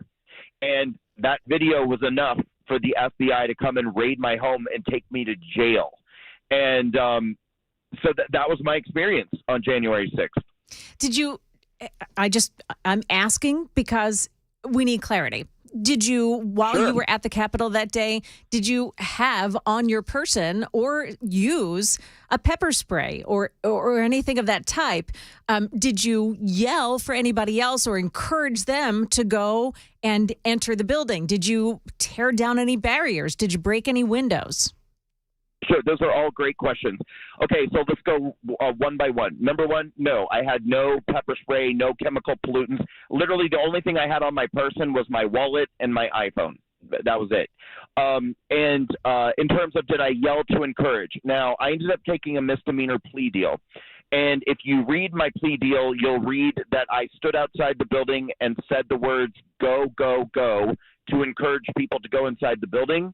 And you'll also read that I witnessed the crowd passing a police officer's shield and that my voice could be heard saying, take it, when I saw the police officer's shield being passed. So I'm not going to comment on that. I'm just going to say that I pled guilty to doing those things in my plea deal. And then what was your other question? Did you do anything like spray anyone or tear down any barriers or break a window? Right. Okay, so no, not only, certainly I didn't spray anyone, and in terms of barriers, no, by the time I had arrived on Capitol grounds, all of the barriers had already been removed. I don't mean knocked down, I mean they literally, there were none, they were open. So I walked into a crowd of thousands of people who were standing outside of the Capitol. And by the way, the comment that I just made about, my plea deal and me pleading guilty to saying go, go, go, and take it, I highly encourage anyone to just watch my video. And let me just say, it's very rare for somebody who committed criminal activity to encourage people to look at the evidence. I would encourage anyone listening, please watch my video. And just put that beside my plea deal and watch it and see what you think. That's what I would tell people. Okay. Yeah, I mean, that's a great thing to do. It settles a civil case against you. You were charged criminally, and that has also been settled. Is there anything else on the horizon for you as far as the January 6th case goes? Well, no, and hopefully this is beginning to be behind me. Now, I will say that part of my sentence, my Class B misdemeanor sentence, was 3 years of federal probation. So I have one more year of probation starting next month. And at this point, that's all that remains of my January 6th experience. Now, I've spent time in jail. I've spent 3 months on house arrest with an ankle tracking monitor. I've done community service. I've paid fines. I've paid fees. And, of course, gone through this civil case. I do believe at this point I've lost all faith in our government and our justice system. So I can't sit here and tell you that, if I'm a good boy and I don't, step out of line, that I'll be fine over the next year, because I actually truly do believe that our government is trying to destroy people with January 6th. And the fact that I have one more year of probation, I could be a Boy Scout and a saint and an altar boy. And I don't have faith that our government will not try to do something else over the next year to keep me neutralized as a conservative activist. But we will see. At this point, all I can tell you is I have one more year left of probation. I'm not a criminally minded person, and before January 6th, I'd never committed any. I had no criminal record, so I have no intention of committing any crimes over the next year. I don't believe that means that the government won't come up with something. You run this organization, this Walk Away. So you had been a Democrat and you've walked away from Democrat politics. Are you still doing anything that would continue the Walk Away movement? Oh, yeah. So we're doing events all the time, all across the country. We just did a huge event in Florida, a 3-day conference, amazing conference. We had great speakers like Carrie Lake, Laura Trump, Rudy Giuliani, Matt and Mercedes Schlapp, and dozens of people who have walked away from the Democratic Party sharing their stories as well. We're always doing rallies, town halls, debates. We have our own social media app called Walkaway Social, where people join the app and share their stories about why they're walking away from the Democratic Party. I highly encourage everyone listening to load our app and support what we're doing. We're always out there busting our butts and trying to reach people. A core part of our mission is to talk to Black Americans, Hispanic Americans, LGBT Americans, anybody. We want everybody and anybody to walk away, but we put a lot of extra focus on minority communities that are really being groomed and targeted by the Democrats and told that they have no choice but to be a part of the Democratic Party. Yeah. We're trying to wake up everyone we can and get them to walk away. So yeah, we're never going to stop working. All right. Brandon Strock, who has been successful in beating down a civil suit against him from Capitol Police officers from January 6th. I have some more questions for you. I'm wondering if you can stick around for a couple of minutes through a break and then talk to us again just for a couple of minutes. Would that be all right? Yeah, you bet. Okay, no problem. Stand by here for just a moment. We're going to rejoin with Brandon in just a couple of minutes. And I would love, if you have a question for him, to send it to our Super Talk, our Super Text line, and I will convey that message to him. It's 615-737-9986. Stick around. It's 151.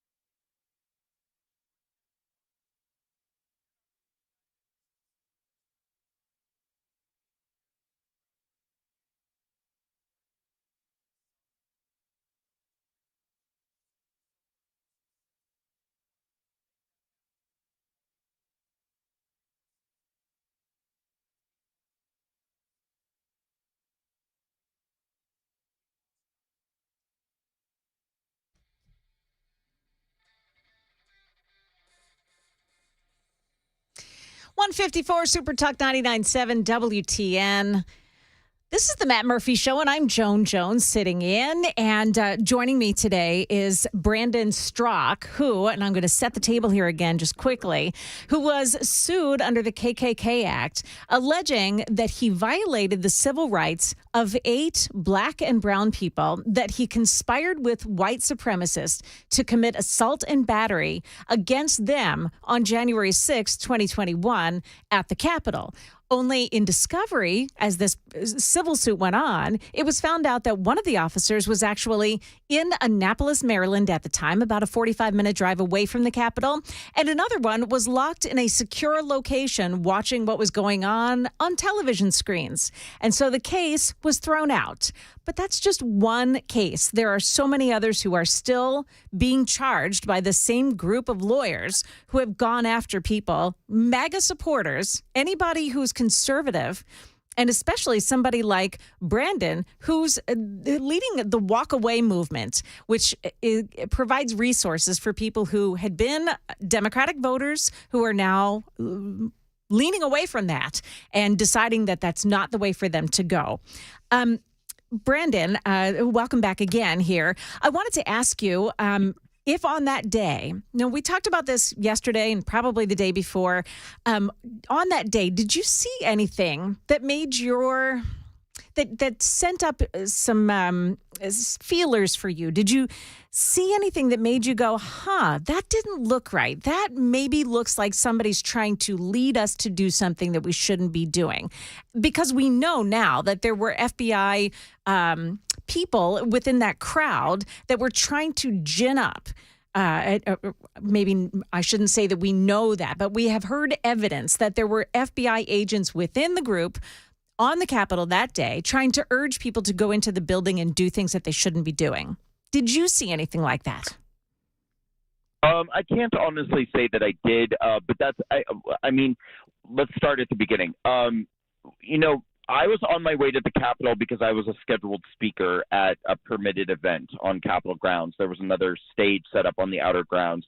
And so I started getting, messages and stuff from people I knew who were at home watching on television saying that they were hearing that people were going inside the building. And that's when I walked up the sidewalk, up to the stairs, heard people on the stairs saying, the doors are open, people are going in, and I walked up there. So my time, again, it's important to understand, I wasn't there watching people break windows or fight with, there were literally 0 police officers on the East Side grounds. 0, not one. And so did I witness anything? No. What I witnessed was people saying the doors were open, and then I confirmed, yes, the doors were open. Did you see who opened the doors? Push their way inside. Did you see who opened the doors? No, when I arrived, the doors were already open. Okay. But and so my experience of, was there anything unusual that seemed like a trap or people being baited? It all happened after the fact. Through what I've gone through in my criminal case and my civil case, and even kind of looking at my own videos that I shot that day, now I see a lot of things that feel very suspicious to me, and certainly I don't think that this was like an organic thing that happened with Trump supporters. I do absolutely believe that there were traps set and that there were people trying to make sure that things happened the way that they happened. But in the moment, in real time, no, because I might have felt that way more if I had actually been seeing people, breaking windows or fighting with officers. But when you hear people say people are going inside and then you go and you see the doors are open and people are walking in the doors, I think for the average person, something's not going to click in their mind where they're going to go, in a few weeks, all of these people walking through these open doors are going to be raided by the FBI and thrown in a gulag and, spend 5 years in prison. That's just not where your mind goes. I only have a couple seconds left here. I just want to know, are you going to countersue? Are you going after these guys? Well, there's a lot of legal action I'm going to be taking in the next year, so I'm going to have to weigh my options. Right now, I really can't say one way or another. Okay. Brandon, very happy to hear of the outcome of your case. It certainly is, gives us a little bit of hope as we go into the new year. Brandon Strzok, make that. Thanks so much for joining us today. Have a great new year. Thanks for having me.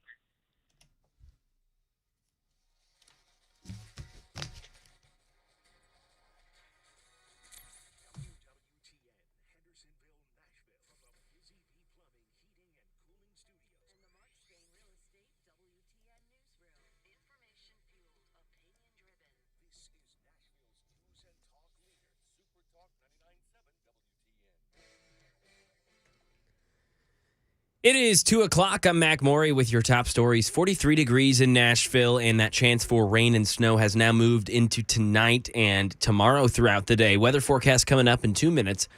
An American-Israeli-Canadian hostage confirmed dead. Anastasia Katera has more. American-Israeli-Canadian hostage Judy Weinstein was confirmed dead on Thursday, according to kibbutz Nir Oz. Weinstein is the second American hostage to have been confirmed dead. The kibbutz writing, Judy was fatally wounded during the massacre on October 7th, and her death has now been confirmed. Her husband, Gad Haggai, 72, was also murdered on October 7th. Their bodies remain held in captivity by Hamas.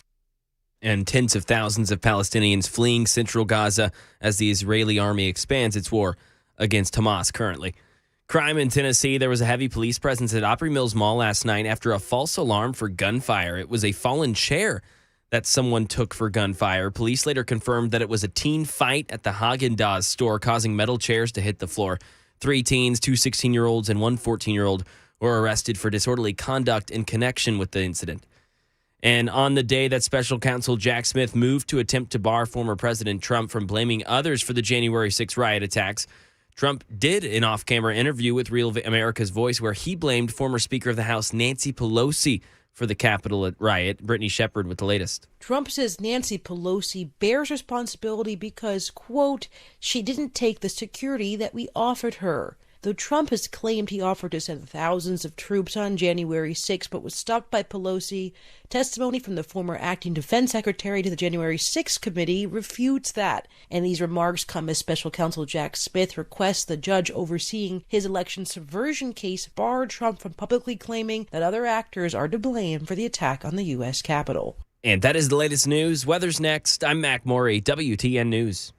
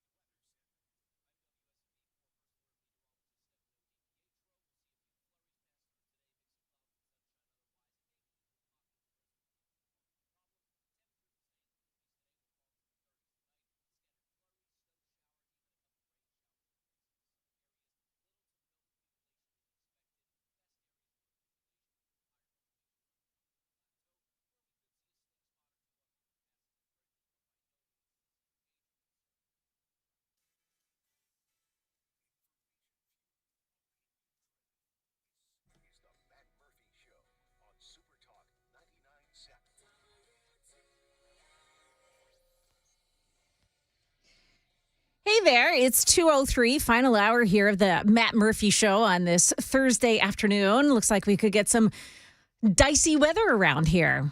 I am Joan Jones, and I love dicey weather. I love the cold. I love snow. I know that's not really popular around here, but I like it, and I hope to see at least a little of it this year. Well, you know, today there was a report that was released from the government, and it was detailing how the real estate market looks. And, you know, it's kind of important at this point because, you know, in the spring is when a lot of people will consider putting their houses up for sale. And one of the big problems has been that there's not enough houses on the market for people to make a choice that they're comfortable with. But of course, the big problem with the market right now is high interest rates. We've come down off the real high. It was at 8%. And boy, that adds a lot when you're talking about the mortgage rates being that high. It adds so much to the bottom line of what you're paying every month when you make your mortgage payment. So when you look at the economy, real estate is a pretty important picture of it. And a lot of times they say that real estate sales it's kind of the last thing, the last sign of what's happening in the economy. Other things are going to happen first. Real estate sales are kind of the lagging indicator. So the National Association of Realtors today released their pending home sales from November. And what that means is signed contracts. So people who signed their contracts to buy a new home in November, and it shows up this month. And the numbers turned out to kind of be a bust. So the Biden administration had been talking about mortgage rates coming down because of the moves that they had made. But really, it's not helping a lot because real estate sales were flat last month. And investors had expected that number to rise.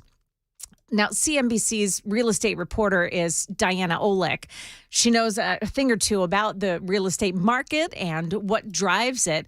A lot of people say that mortgage rates are really what matters for them the most. Also, this is the most current look at what buyers are thinking. And mortgage rates here are key. The average rate on the 30-year fixed soared over 8% in mid-October and then dropped sharply to 7.5% in the first week of November. It ended the month around 7.25%, and that's why the street was looking for a small bounce. Yeah, and they didn't get a small bounce. So what does it look like in the future? Well, with pending home sales, they call it unchanged. Actually, it was down just a little bit, but they call it unchanged. So the reading is based on the signed contracts. It's a forward-looking indicator. Mortgage rates, like she said, were at 8% in mid-October. They dropped. They call it dropping sharply to 7.5%. I don't call that sharp. That's a 0.5 percentage point, and it's really not going to help a lot. It'll help, but it's not going to help a lot. Analysts were expecting the drop to cause a slight gain in pending sales, but it wasn't enough because there's not enough homes that are for sale. A lot of folks are just choosing to stay in the home that they have, to make renovations where they need to. If they need to move closer to their work, they're deciding at this point, well, gas prices aren't as bad as they were. Maybe I can just drive instead. And they're sitting on their homes because they know they're not going to get for it what they had intended to. And we know that homes are oftentimes the thing you will spend the most on in your lifetime. So that's a big investment for a lot of people. Now, pending home sales in the South were, overall, they rose 0.8% in the Northeast, the Midwest, 0.5%. In the West, where the prices are the highest, 4.2%, and lower percentage on mortgage rates really helps when the homes are at their highest price. And in the West, they are. And in the South, actually, home sales fell in the South 2.3%. So fewer people are moving to places like Tennessee. Pending home sales lower in all regions. So mortgage rates are now solidly mid 6% range, with mortgage rates falling in December, savings of around $300 a month. So you can save $300 a month on your mortgage if you buy now as compared to October, but you're still going to be paying quite a bit more than you were paying a few years ago. And I think if we get closer to the 5% range, you're going to see more sellers willing to list. But again, it's going to take a lot because you remember the vast majority of homeowners today have rates not just below 4%, but a lot of them below 3%. Yeah. We were at 3% when we left Annapolis, Maryland. We were at 3%.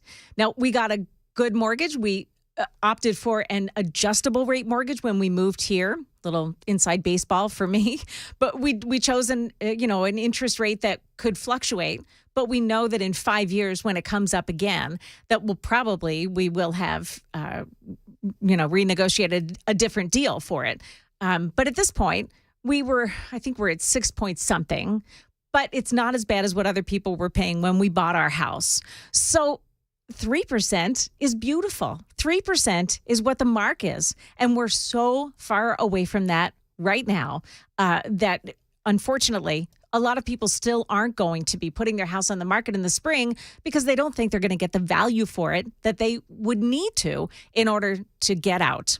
So look for that trend to continue into the spring unless something really great happens, unless interest rates really do come down quite a bit. They're in the 5% range. They're in the 4% range.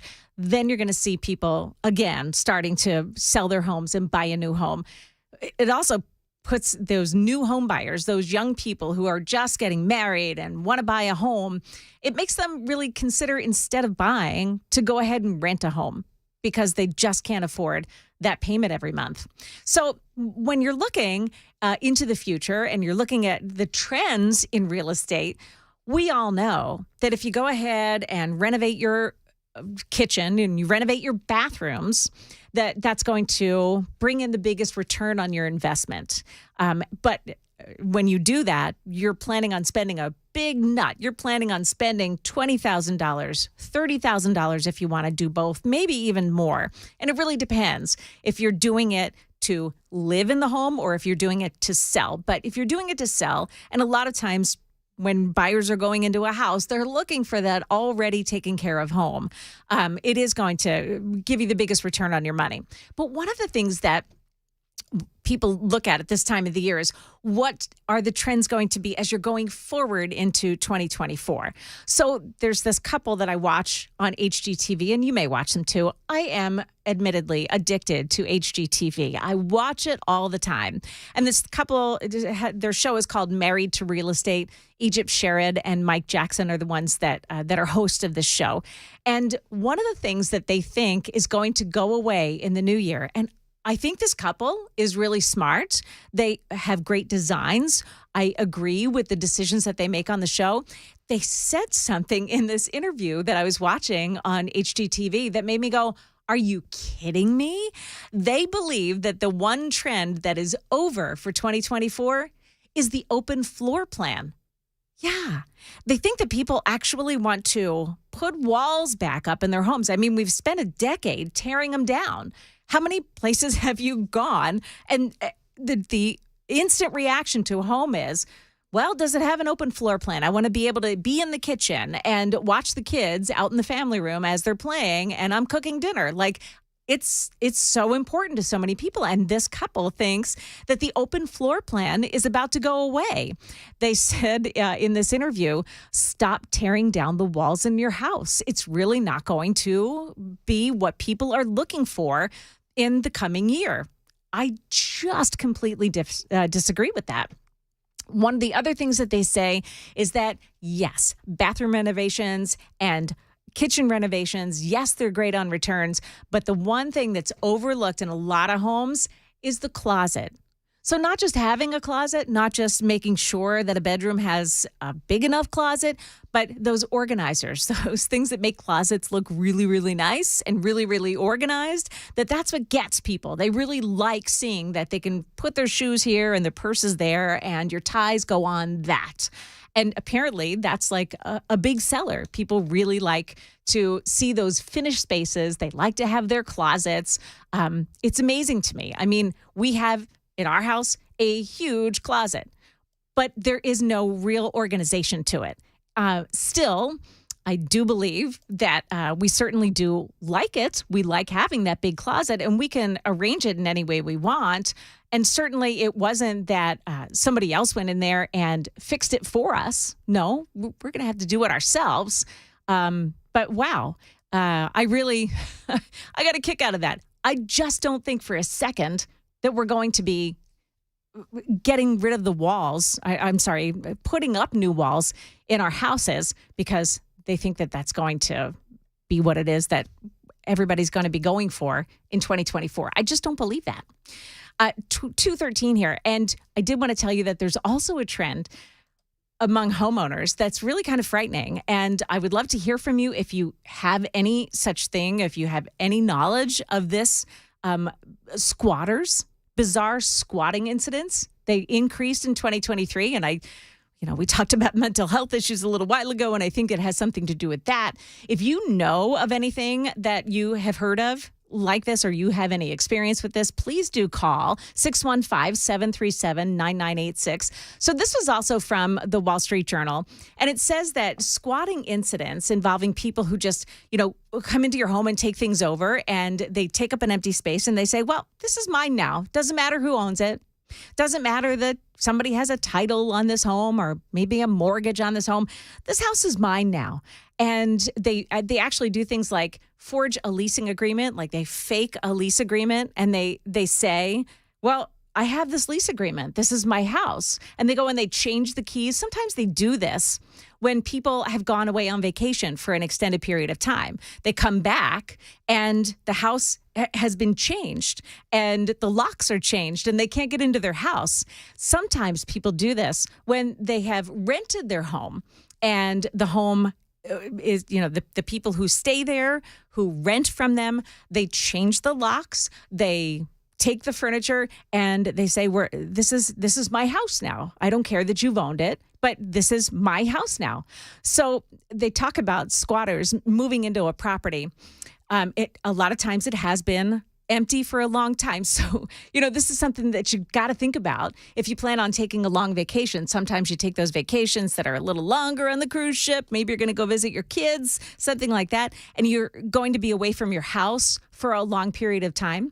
You got to think about this. And this is when you've got very, very good cameras and things like that and people watching your home so that this doesn't happen.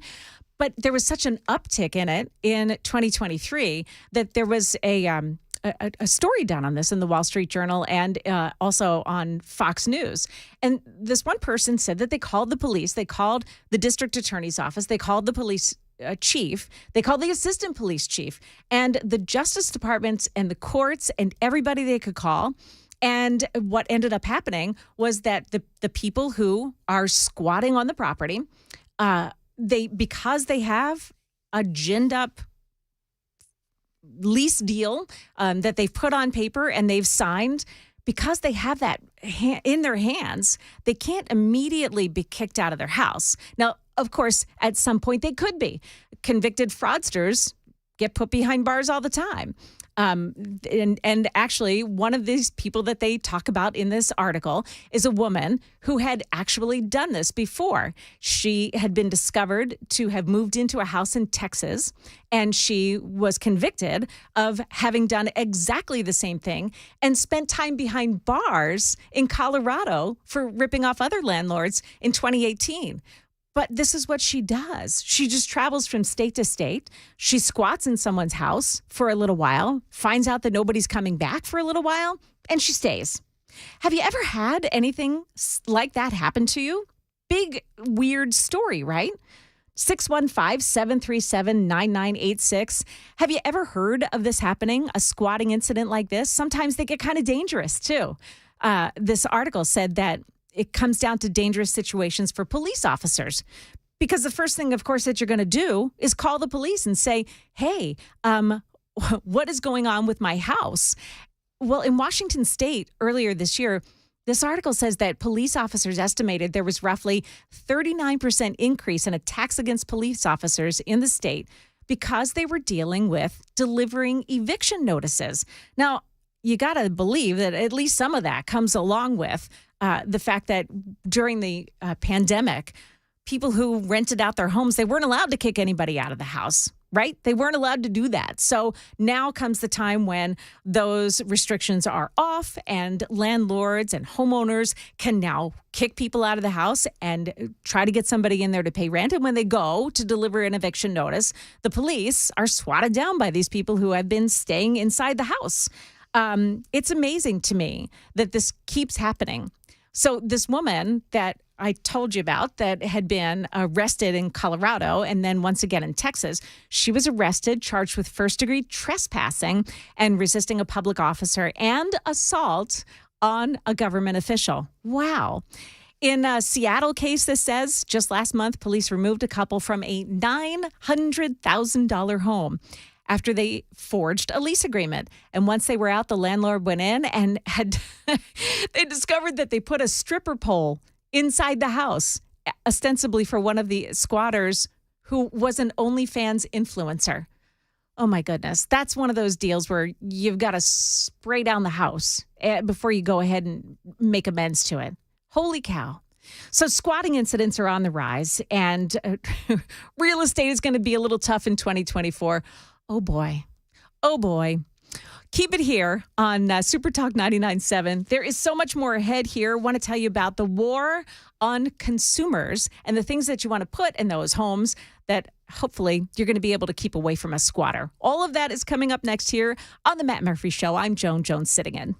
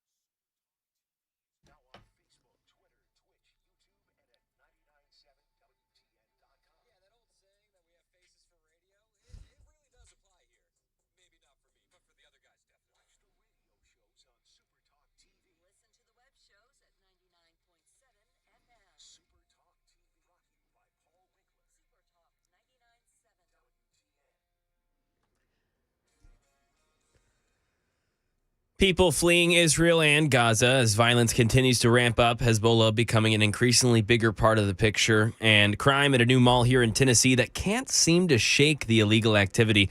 Coming up 2:30, Super Talk 99.7 WTN. All right, Mac, thank you so much. 2:23 here on the Matt Murphy Show. Joan Jones sitting in here. And just to finish up and put a bow on what we were talking about before about squatters, Sandra texted in and said she does property management, and utility companies now are asking to see a lease copy before they go and turn on the utilities, and it does help a little bit. So I would guess so, if they've got a lease in hand, and I guess they need to verify and make sure that that lease is accurate and is for real. I wanted to also address something. Yesterday we were talking about Vivek Ramaswamy and how he has decided to turn off the dollars that are flowing to his television ads. And oftentimes, as I noted yesterday, oftentimes that means that a candidate's campaign is ending. It's about to wrap up. A lot of times when you hear that happen, immediately following the ad campaigns ending, then you hear that they've let go of some of their staff, and there's little stories that end up leaking out along the way. Usually that's a sign that things are not going well. But Vivek Ramaswamy actually has addressed this, and he said it's not true. He's not giving up on anything. We're going this to the very end. I expect we're going to be successful. But Pete, the thing about me is unlike other candidates, I've been a businessman. I've run businesses before. I understand when something actually makes sense and when it doesn't. So when advertising rates are spiking for everybody else, you've got $200 million, close to that, been spent by the campaigns and their super PACs on TV ads. That's not the place to spend it. Instead, we're going grassroots, bottom up. I've done the full Grassley. I've done more stops in Iowa than probably many of the other candidates combined. And we're doubling and tripling down on our spending in a much more targeted way that's going to deliver, you mark my words on this, a surprise at the Iowa caucus on January 15th. I think we're going to shock the world, actually. And so I'm running this campaign in the same way that I would run a company, with an actual IQ and an actual brain, not taken for a ride by political consultants. And I think that's going to lead us to ultimately success here. Sounds pretty confident, doesn't he? I would say he does. He sounds extremely confident. And he says he's really not backing out at all, even though that is what the mainstream media is reporting. Now, he was also, that was earlier in the day. That was from a Fox News interview that he did. But then later on in the day, he was at this fundraiser and he was talking with people as he's walking out the door. So somebody caught him sort of off guard as he was walking out the door. And he said some really amazing things. And I have listened to this audio over and over and over again because I'm surprised by it. And I think a lot of people are going to be. But Vivek Ramaswamy thinks that there is something going on a little fishy with what's happening with the candidates and what ultimately will happen with the Republican candidates. Now, I got to warn you, this audio is a little bit long, but really it's worth the listen. And after it's over, I'll tell you exactly what he's trying to say here. It's good to see you guys. What did you mean on social media when you said that they're not going to, they're going to take Biden out and it's not going to be Newsom? This is a longer story. It takes a dark turn, but I have a good sense of what's going to happen here. Okay. They're leading into a trap. They're not going to let Trump get anywhere near the White House. They're not going to let him. What about? So the goal is, have him be the nominee, and by hell or high water, one way or another, they're not going to have him. They're not going to let him. What about the other two, though? It's not them. Who is it? It's within our own party. Okay. It's within our own party? Yes, it is. Okay. Hey, look at the people who voted to keep Trump off the ballot. Who are they putting up? Who are lawsuits to keep him off the ballot? Larry Fink to Reid Hoffman. Who are they propping up? So it's a game. And I'm in this to make sure that doesn't happen. But they want it to be a two-horse race, eliminate him, put up actually the Trojan horse within the Republican Party that keeps the war machine humming and keeps the restrictions on speech and the censorship agenda. Get it done. Who needs Democrats when you can get it done through the Republican Party? Okay. So you do the math. Okay. You do the math on that. That's what's coming. That's a pretty incredible statement that he just made there. What he was saying is that, and he's telling this to a guy he's never met before. He's telling this to a guy that showed up at one of his, it was either like a town hall or a fundraiser. So he's never met the person that he's talking to before. But he tells this guy that what he thinks is actually going to happen is this secret backdoor plan that all the Republican candidates get removed, presumably through the process of voting in the primaries. So Trump wins the primary, all the other candidates go away, and then somehow, and he doesn't say exactly how, but somehow he thinks that the left, that Democrats will take him out. Now, how that's going to happen, he didn't say that. And I don't want to make any statements, saying what I think he's trying to say, but he thinks that the left is going to sweep in and install a dark horse Republican candidate whom they prefer. Now, why they would do that? Because they would have somebody that looks like a Republican but doesn't quack like a Republican. Somebody who says that I've got the R next to my name, but they're the people that will continue to help with the war machine, as he calls it, and also that is okay with continuing these efforts to silence people on the right. And I think, he's said over and over again that he thinks that that's where Nikki Haley stands, that he thinks that Nikki Haley is backed by leftist donors, those big billionaire donors. And I think that that's what he's trying to say, that Nikki Haley will come out of this and be the one who becomes the nominee, even if Trump wins the primary. Something to think about as we head into the new year. And we'll all be watching the Iowa caucuses, which take place on January 15th. And after that, we'll get more of an idea who the candidate for the Republicans will be. So much more here still. The war on consumers. Want to tell you all about that. It's still to come here on Super Talk 99.7.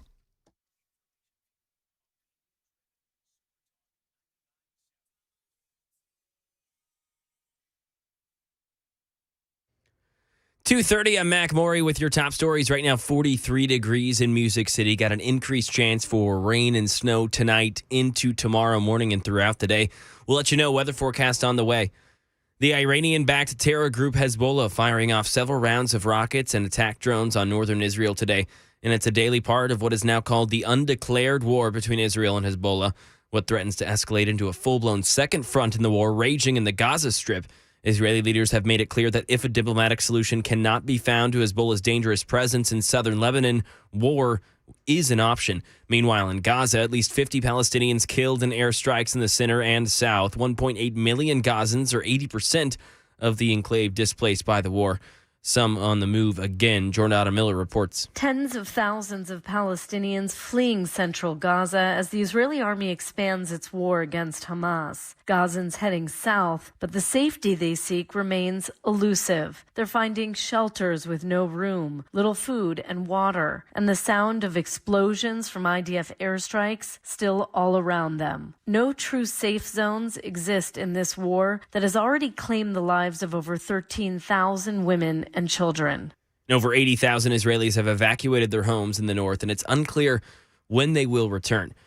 More crime at Tanger Outlets Mall. Officials reported thefts at Gap, Ulta Beauty, and a children's clothing store prior to the Christmas holiday. 22-year-old Lundia Woods is accused of stealing over $2,000 worth of merchandise on December 10th.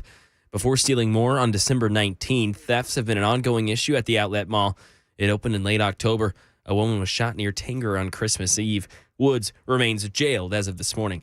That is the latest news. Weather's next. I'm Mac Maury, WTN News.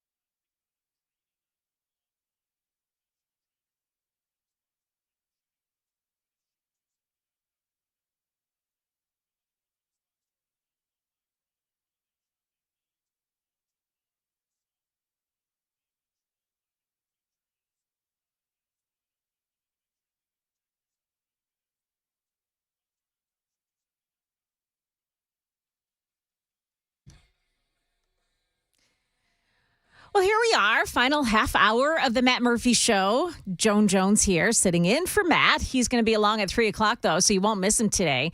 And then on Monday, it's back to the same old, so you'll be able to talk to Matt then.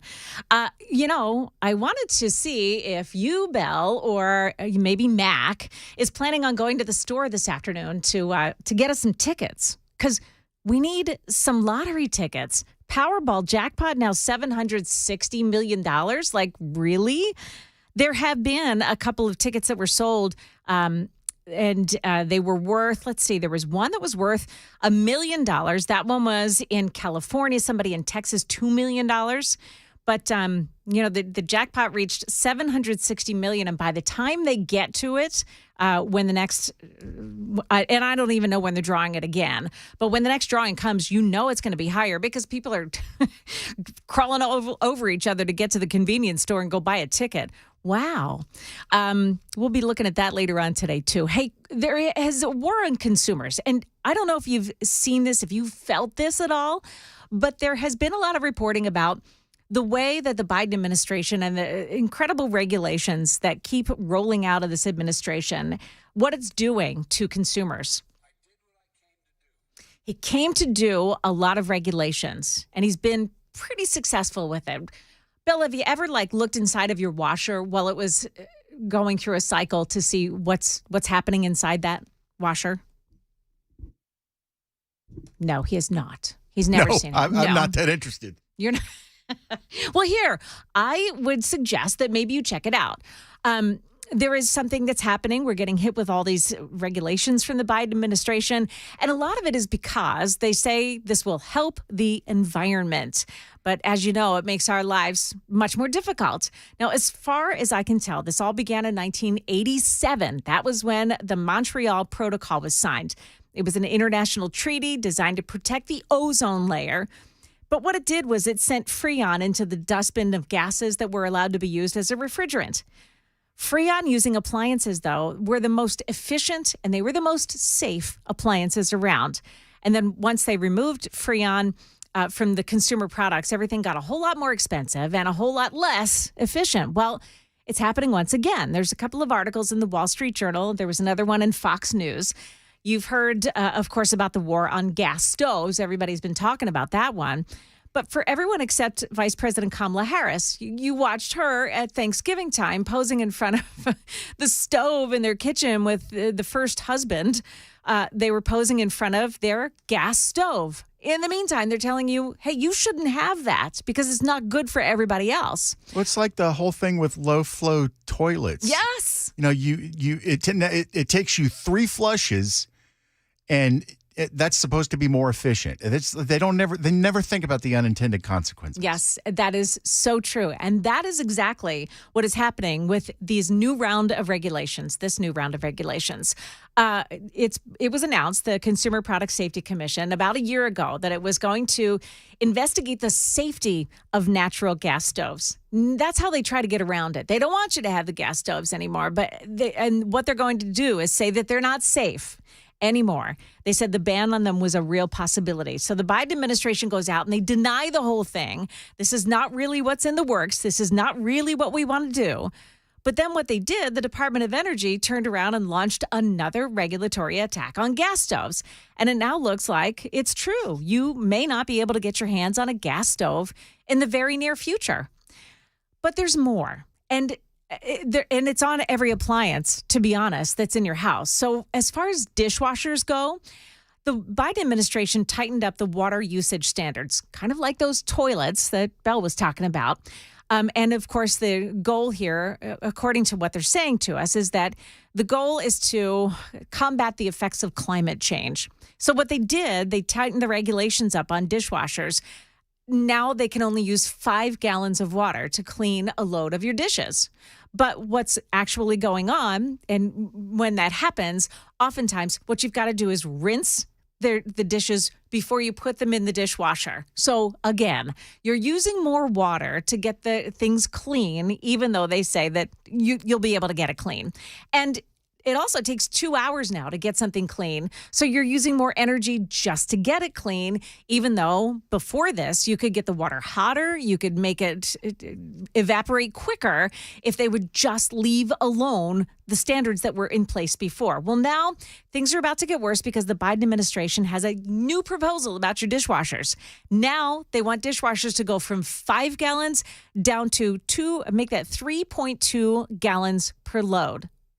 Even the appliance makers are saying, you got to stop this. Leave our dishwashers alone. People want their dishwashers to be full of water, and they want them to be very hot because that is what makes our dishes clean. It's the most amazing thing. So it's not just your dishwasher, but it's also your air conditioner. The Department of Energy and the EPA have now hit us with new regulations in 2023 that raise the cost of the refrigerants that have to be used by repairmen if you want them to come and fix your air conditioner. And because of doing that, of course, it boosts the cost for new residential central air conditioning by about $1,000. So it's $1,000 extra to put central air conditioning into your home. But here's the kicker about this whole thing. It's not just that it makes it more expensive on that end. These new climate-friendly air conditioners come with an increased risk of a fire hazard. So it's not just that it's going to cost you more, but it has the real potential of burning down your home. This is what the Biden administration thinks is a really good idea. Now, this is the one that really kicked me in the butt. This is washing machines. Washing machines. The Wall Street Journal ran an article recently about the poor state of appliances, and they interviewed people from all around. They interviewed one woman from Oak Ridge, Tennessee, and she said that she hacks her laundry loads now by stopping the machine. She gets a pitcher, fills it up 7 times, and dumps it into her washing machine because she needs the extra water to get her clothes clean. It's the most amazing thing. And I'm just looking at the board here, and somebody else said it takes them 3 hours and 34 minutes for their dishwasher to cycle through. Thanks, Joe. That was Joe? Great. Thanks, Joe. Oh, that's Biden. Joe Biden. I get it. Yeah, thanks, Joe. 3 hours and 34 minutes is criminal. That's creating more usage of your electricity in order to run. It's really frustrating. Back to the washers. So here we go. This woman from Oak Ridge, Tennessee says she grabs a pitcher. She pours 7 extra pitchers of water in to make her machine use enough water to clean her clothes. So it got me thinking. I have one of those washers that has the see-through top. So when you look at it, you can look straight down into the washing machine and see how things are washing. I never thought of doing it before. I mean, who honestly cares about how things are looking? It's just that was the one that was available on the floor at the appliance store when we went to buy it. So, and also I ordered a washing machine with the agitator in the middle. I just don't think that clothes are getting clean by using I think they call it a vibration technology. You ever heard of that? It's instead of having the thing in the middle that spins around, the agitator now, they're depending on vibrations to get your clothes clean. I'm sure somebody thinks that that's a good idea, but I really like to see my clothes go around. Anyway, so what I did was I watched a load of laundry. I stood over the washing machine, peered down into the laundry, and I watched because I wanted to see if it was getting enough water to cover the things that were in the washing machine. How long did you stand there and watch that?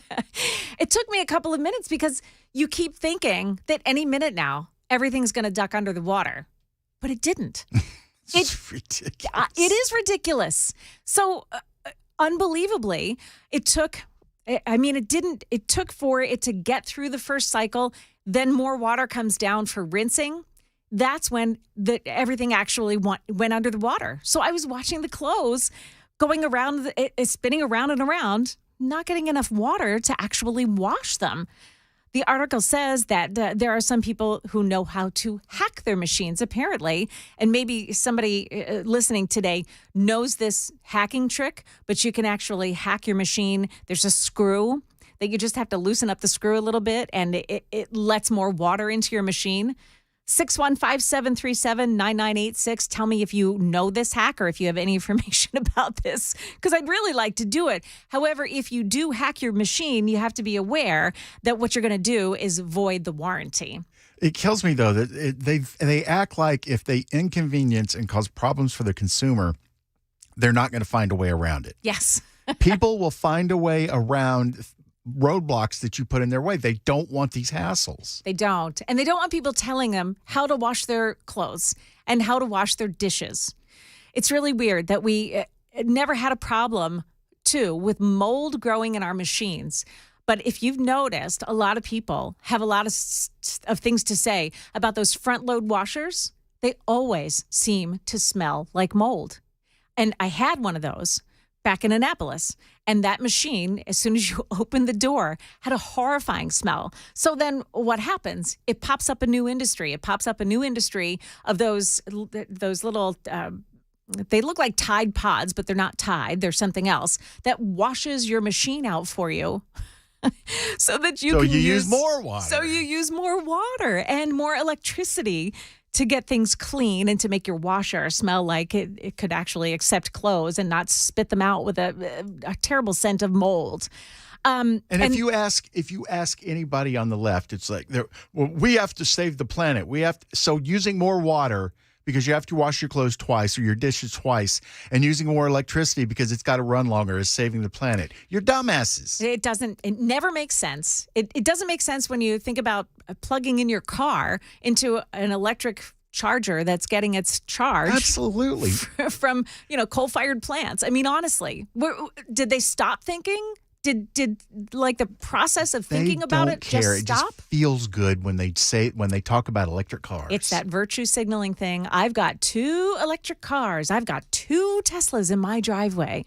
Yeah, I hear it. So, and the last thing that they, hold on, I just want to read this. Somebody says you have to leave the front door of a front door loader open when you're not using it so it doesn't smell that way. Why should you have to do that? Why should you have to do that? Somebody else says that if you have a water level knob, you can hold the knob between levels and it's going to fill the tub with more water. I don't have a water level knob. I wish I did. And I'm not leaving my washer open. I'm going to end up accidentally washing a cat. Yeah. That would not be good. That would not be good at all. Somebody else said that they run vinegar in every load that they wash. They run vinegar in their, that's terrible. And the last thing that the Biden administration is doing to make your life more miserable, it's a new rule from the Department of Energy that eliminates the option of non-condensing gas furnaces. Now, I'm not going to tell you that I know what that is, but apparently you can't use non-condensing gas furnaces anymore. Condensing furnaces are more efficient, but they're not compatible with the venting system in every home, in every existing home. So what ends up happening is if you need to get your furnace replaced, the only kind of furnace you're going to be able to get is a condensing furnace. But once you do that, it's not compatible with the venting system. So you not only have to replace the furnace, but you've got to replace your venting system. You've got to do work on your venting system in order for it to be capable of using these new furnaces. You're going to have to pay more for the condensing. You're going to have to pay more to get your vents fixed. But Fox News says that the only good news here is that Congress is just beginning to fight back on all these new regulations. The House of Representatives has passed a bill that preemptively rescinds any gas stove regulation, and it's considering doing the same for other appliances. Now, I love that. I love that Congress is acting, but they can do all they want because once legislation comes out of the House and it heads over to the Senate and everybody gets together and they say, sure, this is a good idea. Don't let them mess with our gas stoves anymore. That bill's got to go to Joe's desk. And do you think Joe is going to go ahead and sign something that rescinds one of the regulations that he made sure was put in place? Because you know what it's all about.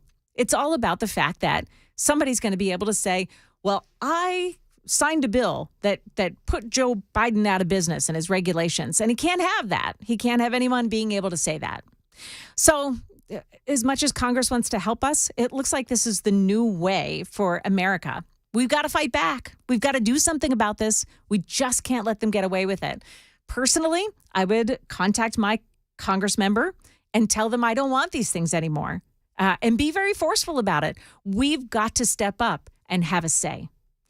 More coming up in the moments ahead. Matt Murphy is in the house, and he's going to tell us what he's going to be talking about this afternoon. It's 2:50.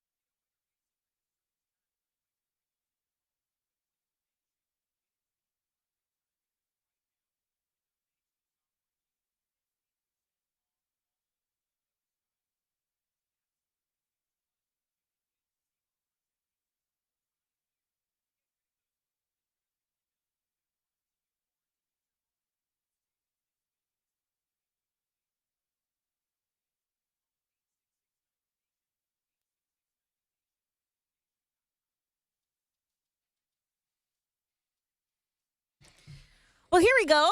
It is now 2:52 here on Super Talk 99.7 WTN. Hey, look who's in the house. Hello. Hello, everyone. Hello, Joan. Hello. Hey, are you a Costco guy? I am. I'm a Sam's Club, Costco, and maybe soon to be a BJ's family. Because they've got that new one. The new one out in Mount Juliet. I know. Yeah, I'm very love excited. that one. I've not ventured over yet because I'm not a crowd guy. Oh, okay. And it just opened. Okay. But I am a Costco guy, to answer your question. Okay. That BJ's, by the way, a lot of the BJ's are like older stores and they don't have the same feel. This BJ's is like wicked cool. Have you been in? I have a couple times. Wait, yeah, it's not just cool, it's wicked cool? It's wicked cool. Mm-hmm. It's wicked cool, ma. They're doing tastings there now, too. I guess they caught on from what Costco's doing. But if now you go to the Costco and if you're like me, you're like one of those people that just tries to go and do sample everything. Do you eat at their little deals at the bar, at the food bar? Okay, now's the time for me to tell you that I am very selectively weird when it comes to how I feel about germs. And is that why you don't go to the store when it's crowded? Well, I just don't like people. But I find that very hard to believe. I just don't like people. But okay. But I'm becoming more Howard Hughes-esque as my life progresses. Yeah. And so I am oddly selective about where I worry about germs because I think antibacterial soap and that gel stuff, I think that's killing us. I think it's killing our immune systems. I'm with you. Yes. But at the same time, I would never touch one of those things because I see some of the filthy animals that surround those little kiosks and demand their little selections of salmon or whatever they're cooking up on those people who are serving it always wear gloves. Well, that's nice. Nobody else has touched it. I'm just gonna. I don't think challenge I don't you think I could work in food service nowadays, having to wear those plastic gloves. I did work in food service before the plastic gloves. Okay, the story that I wanted to tell you about, and obviously you're not going to care, is that Costco. I'll pretend to care for you, Joe, because I like you so much. Okay. So Costco is getting rid of their churros. Are you a churro fan? What? Yeah.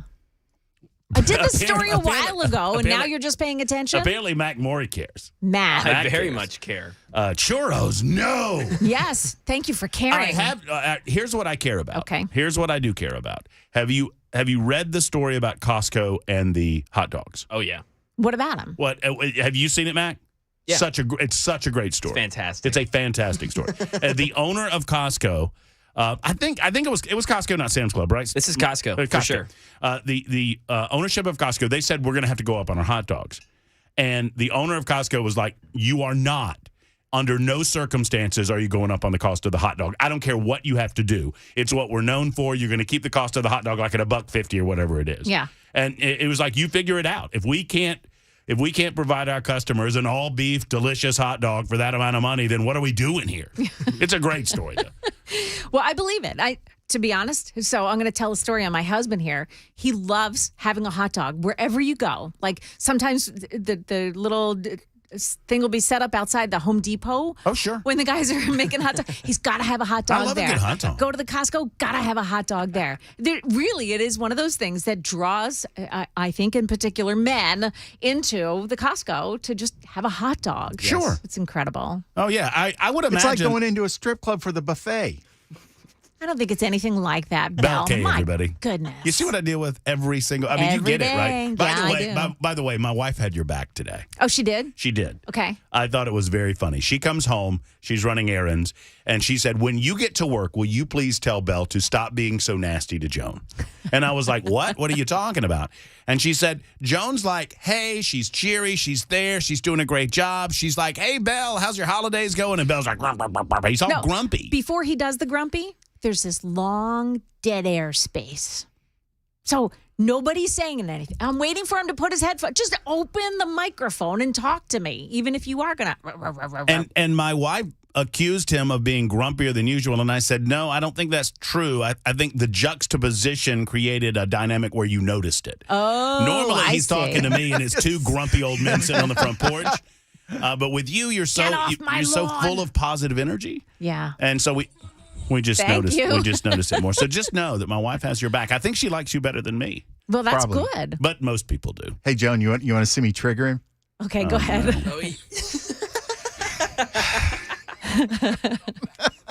Yeah. Did you guys get my Christmas Eve post, by the way?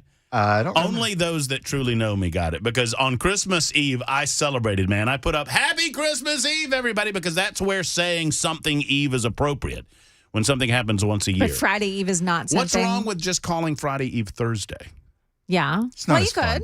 Yeah, it's not as fun. What do you mean not as fun? What's fun about Thursday? Because it triggers you when we say Friday. Jeez. If you didn't care, we would have stopped months ago. I don't understand why Friday gets the celebration. Why wouldn't Saturday get the celebration? Why wouldn't you call Friday Saturday Eve? Friday I can stay up late. I don't have school on Saturday, so I can stay up late and get loaded on Friday. It doesn't take a whole lot to get trigger him, does it? Nah, do you do really. this to him often? Oh, it's fun. It's great. It's fun. Yeah, I can see why. I mean, my goodness. If everyone just agreed with me, the world would be such a better place. And now I'm feeling for your wife. Okay.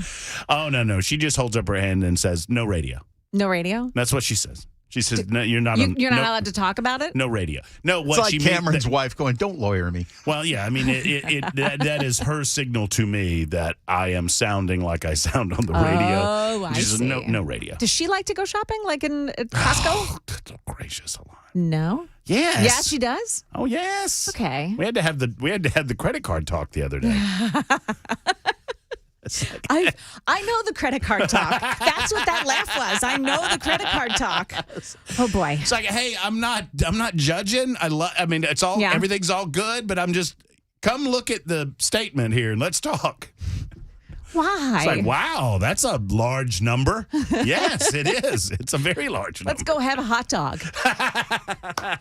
We never got to the churros. I'm sorry. We didn't. That's quite all right. We got to the hot dogs, and that's all that matters. That's what really matters. All That's right. true.